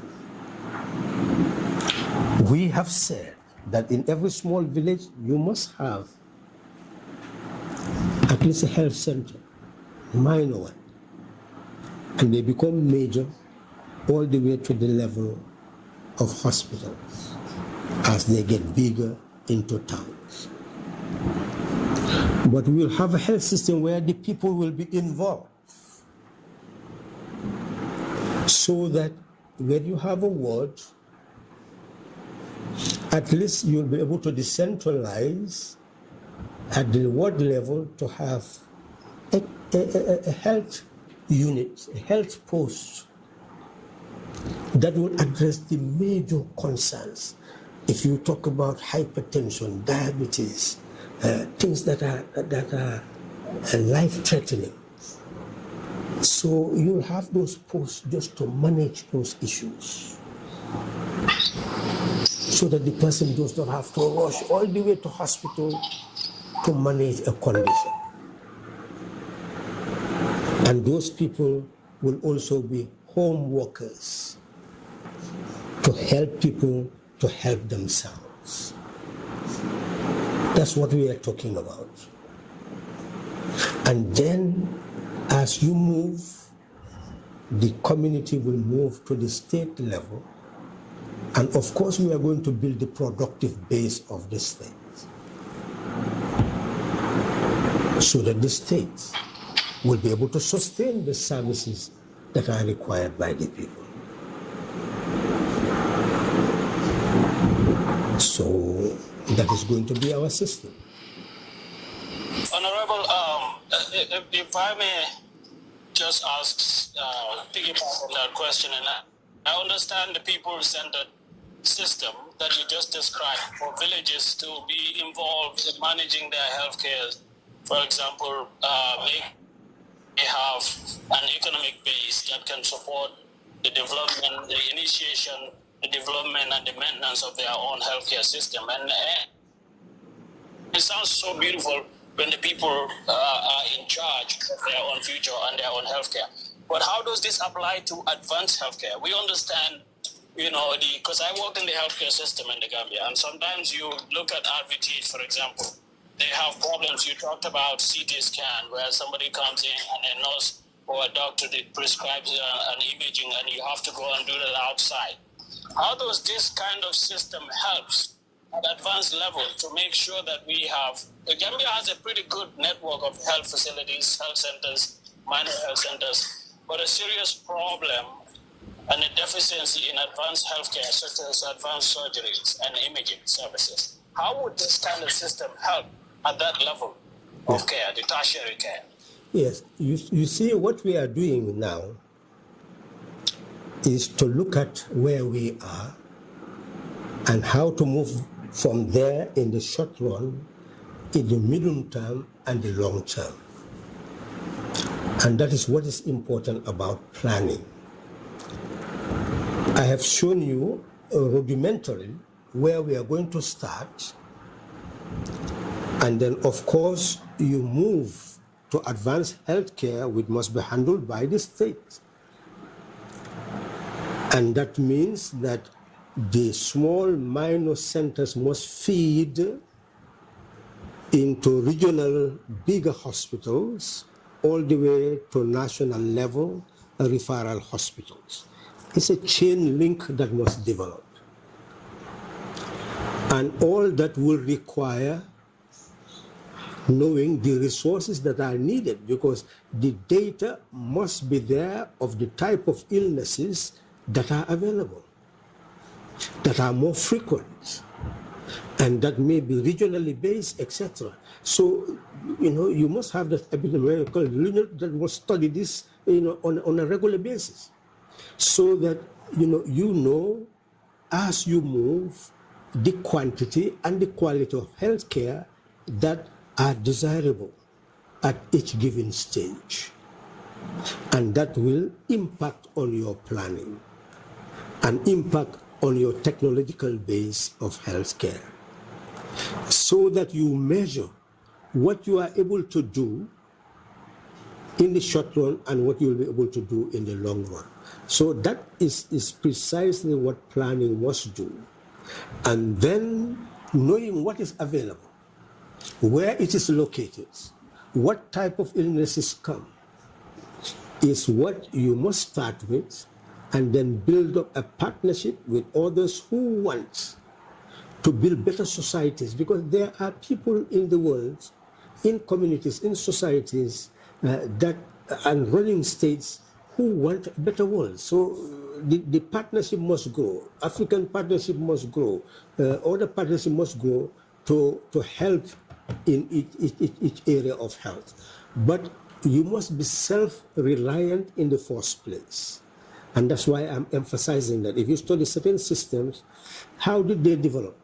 From fighting wars and broken down communities, they start with barefoot doctors, barefoot nurses in the villages, training them for 6 months to give dressing here and there, and then elevated them more and more to a point that the communities with economic development were able to control their communities. We should learn from all that.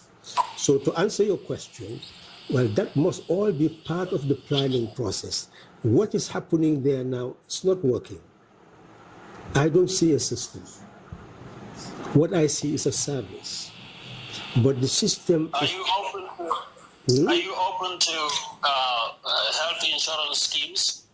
Well, yes, it's a starting point for systems where you do not have a system, because that's at the village and the world, and then moved to the national level, and then you start to change the national system to look at what is sustainable and what's not sustainable. Who can be covered by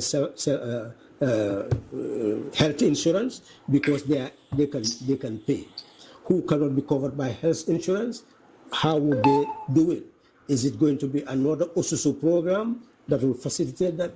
Those are the things. You can never find a society where you find the answers ready-made. I am saying that we must be thinkers, starting from the data that you collect and the issues that you see, then you weave the system into a system that works.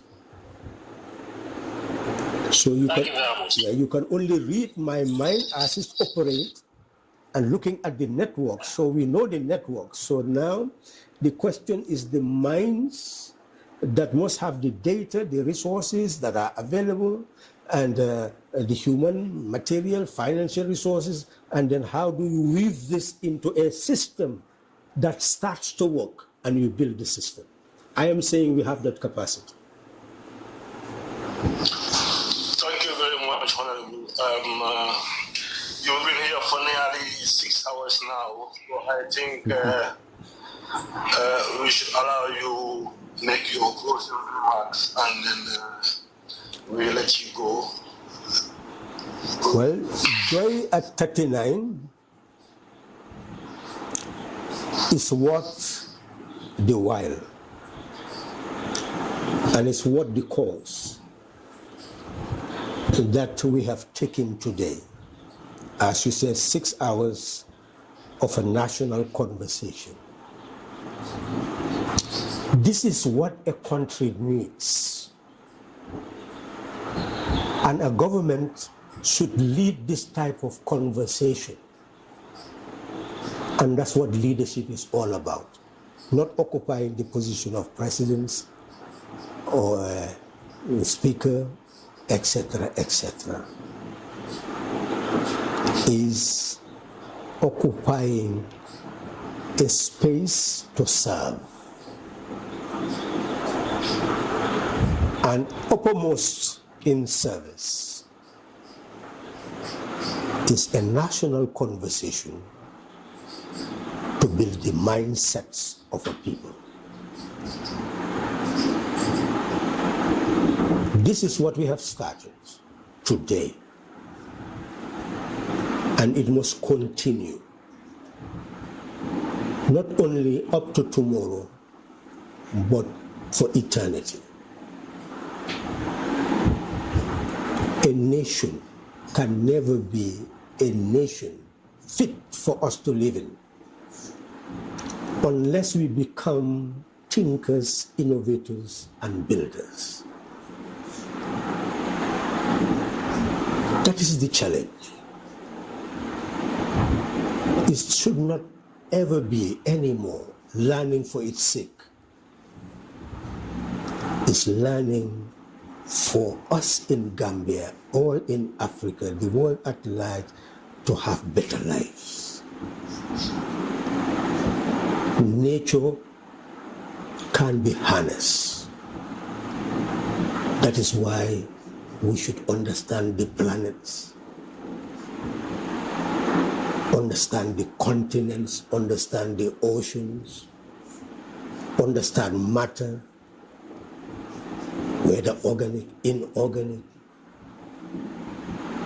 go into the sciences, understand energy, how it is transformed one form into another, understand how all these cables that are put underwater all over so that we can have this type of communication, which now can just be cut and you deprive humanity of communication, so there should be no mystification of technology. We create it to make life for us. We have capacity, but we need governments because we entrust power to them so that they plan for us. And that is why they must take the lead. And if we don't have governments that are ready to take the lead, then we are doomed. Because we, the people, would have failed. We are the people who make the government. We are not the government. We are the people who make the government. So if the government cannot lead us to prosperity, to liberty, to dignity, then we should rethink. This conversation is not only for Doi, it's Doi at 39. Is preparing for a battle. And it's the battle of mind, battle of wits. That is the battle. When I was 16 and a half, I made a commitment to learn in order to save continents and people, together with every other citizen, member of country and continent. I see young people today, they belong to an activist movement for protest. I belong to an activist movement for transformation. Because such governments do not have the capacity, even if we push them, to deliver. So it becomes empty confrontation. But for the activists for transformation, every day is a journey to know more, to innovate more, to build more.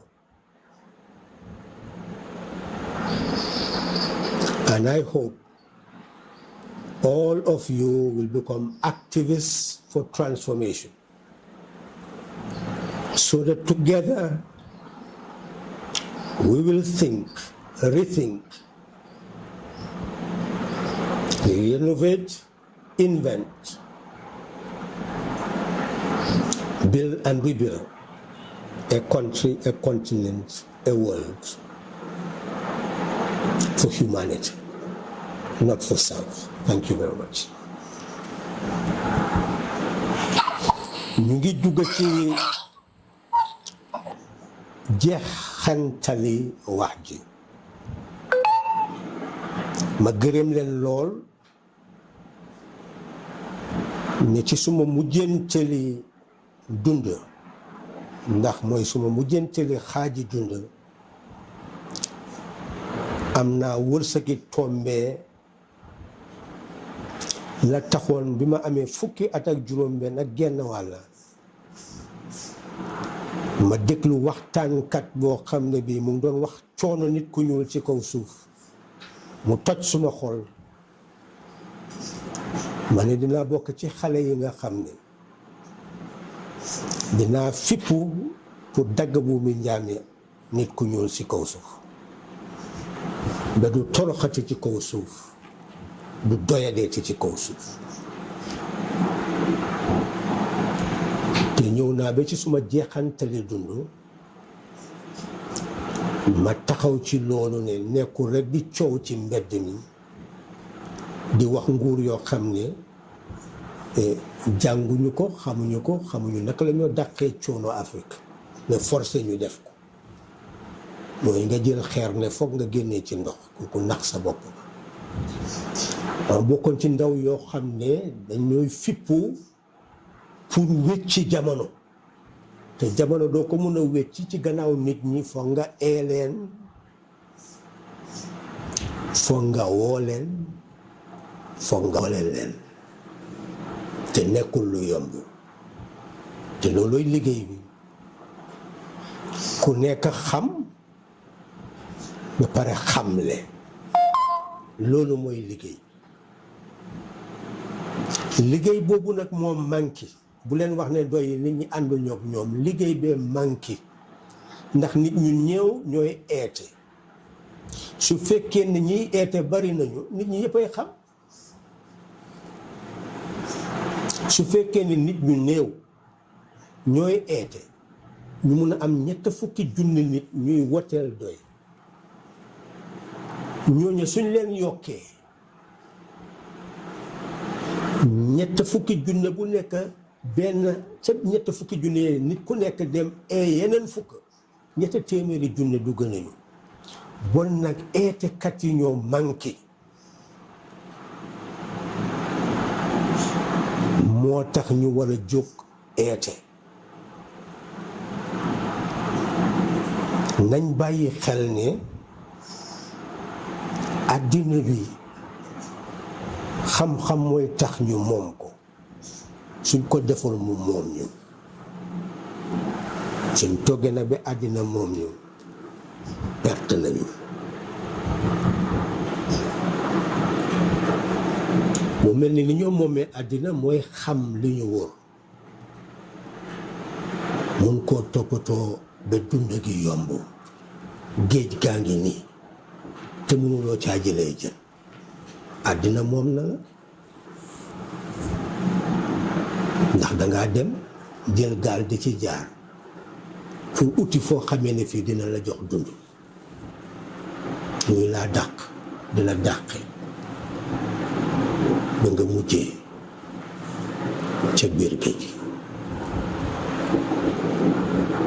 gi lii moo ñu dal géej goo xam ne ñoom ñooy ñëwaat ne jox leen ñu këyit boo xam ne dinañu may ñu napp ci seen géej gi wante duñ may seen doom yi këyit bu ñoo toggee ci seen réew yi te ñun duñ fexe suñ géej googu ñu def ci xale yi ñuy liggéey te lañoo feyeku ci géej googu ëpp na lañ leen a fayee ca fa nga xam ne foofu la ñu jëm laaj leen rek ñu nekk ci gaali jën yi ñaata lañ leen a fay saxaari jën mu mel ni lii rekk la bon bés bii ñuy feetal li nga xam ne mooy doy du bési feeti doy bési ñun ñëpp ñu laajaal suñu bopp luy suñu waruga ci suñu réew ci Afrique ci àddina bi mu jëntali kàddu gi mooy ne nit nim jàngee bi xam li nekk ci asamaan di jàng seet suuf yi nga xam ne ñoo nekk ci àddina te géej yi wóor leen di jàng géej yooyu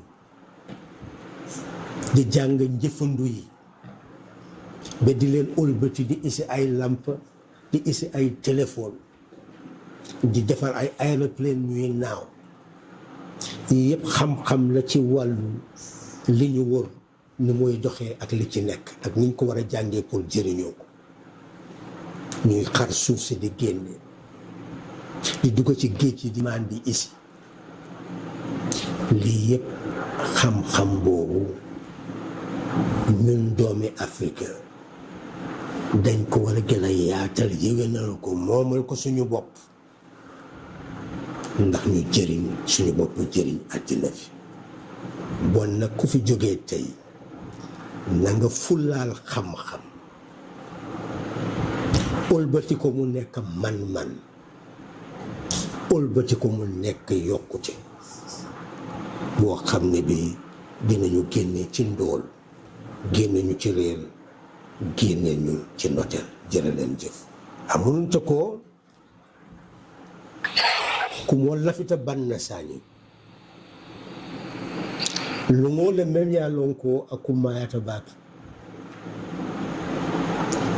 maawo kabe mbe sañi tan ani woro nga kumo moy nka men yitande mol be ya moy ka wulu bata kono men bata kono keba bata kono fa bata kono mo fi mol meta wole kono fo alfa kilin nata ka diamu nyaala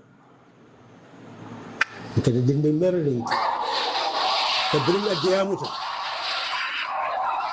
mun to ko ay fen dundi la sonno mo ko nyanta wuli la pour que kato ki nga dum mol kono membe par la pour que wo bata bay alsa kala mo ko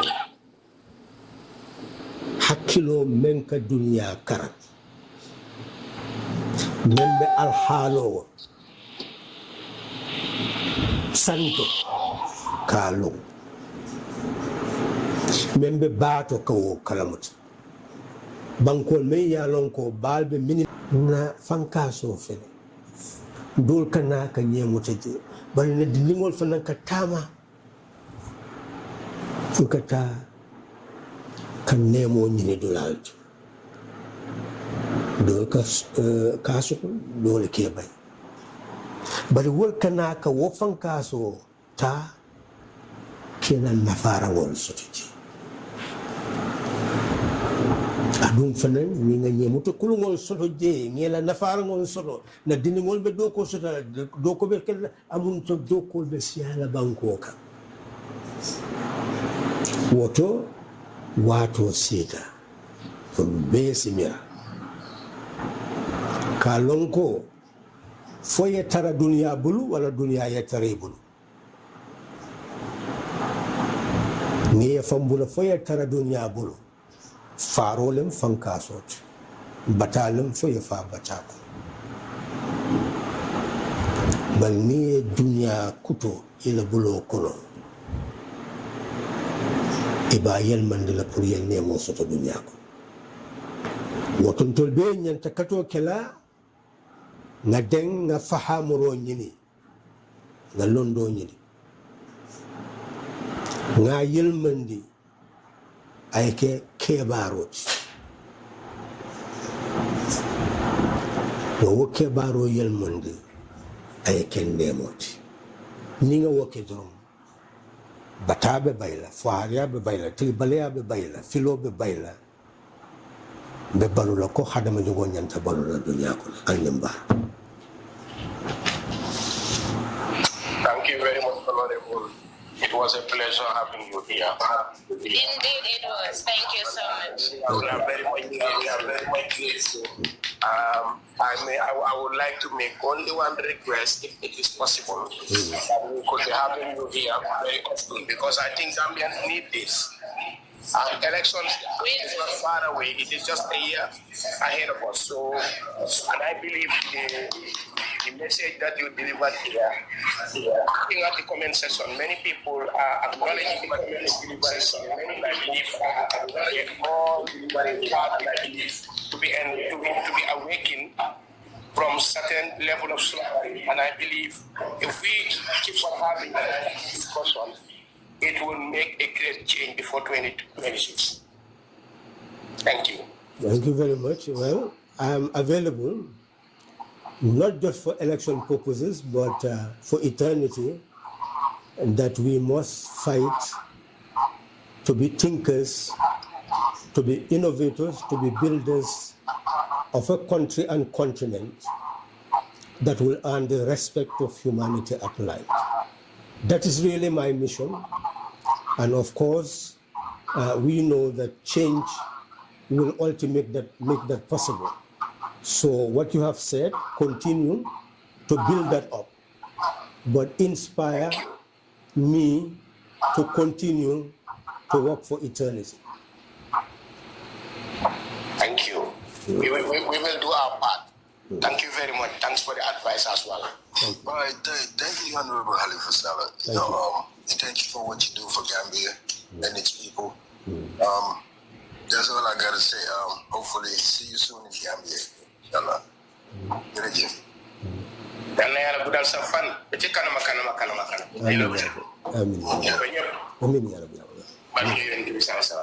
you very much. Thank you. Thank you very much, Uncle Halifa. Demba, thank you very much as well. Guy, you stand here. Thank you very much for taking your time in your fini, Satan, which you want to highlight on the way forward for the Gambia. Appreciating your Bahaba. Also, listening comments, we will try our best in the Uncle Halifa and other people within PDOIS in your fini. Ñu wéci wante xalaat jërë ngeen jëf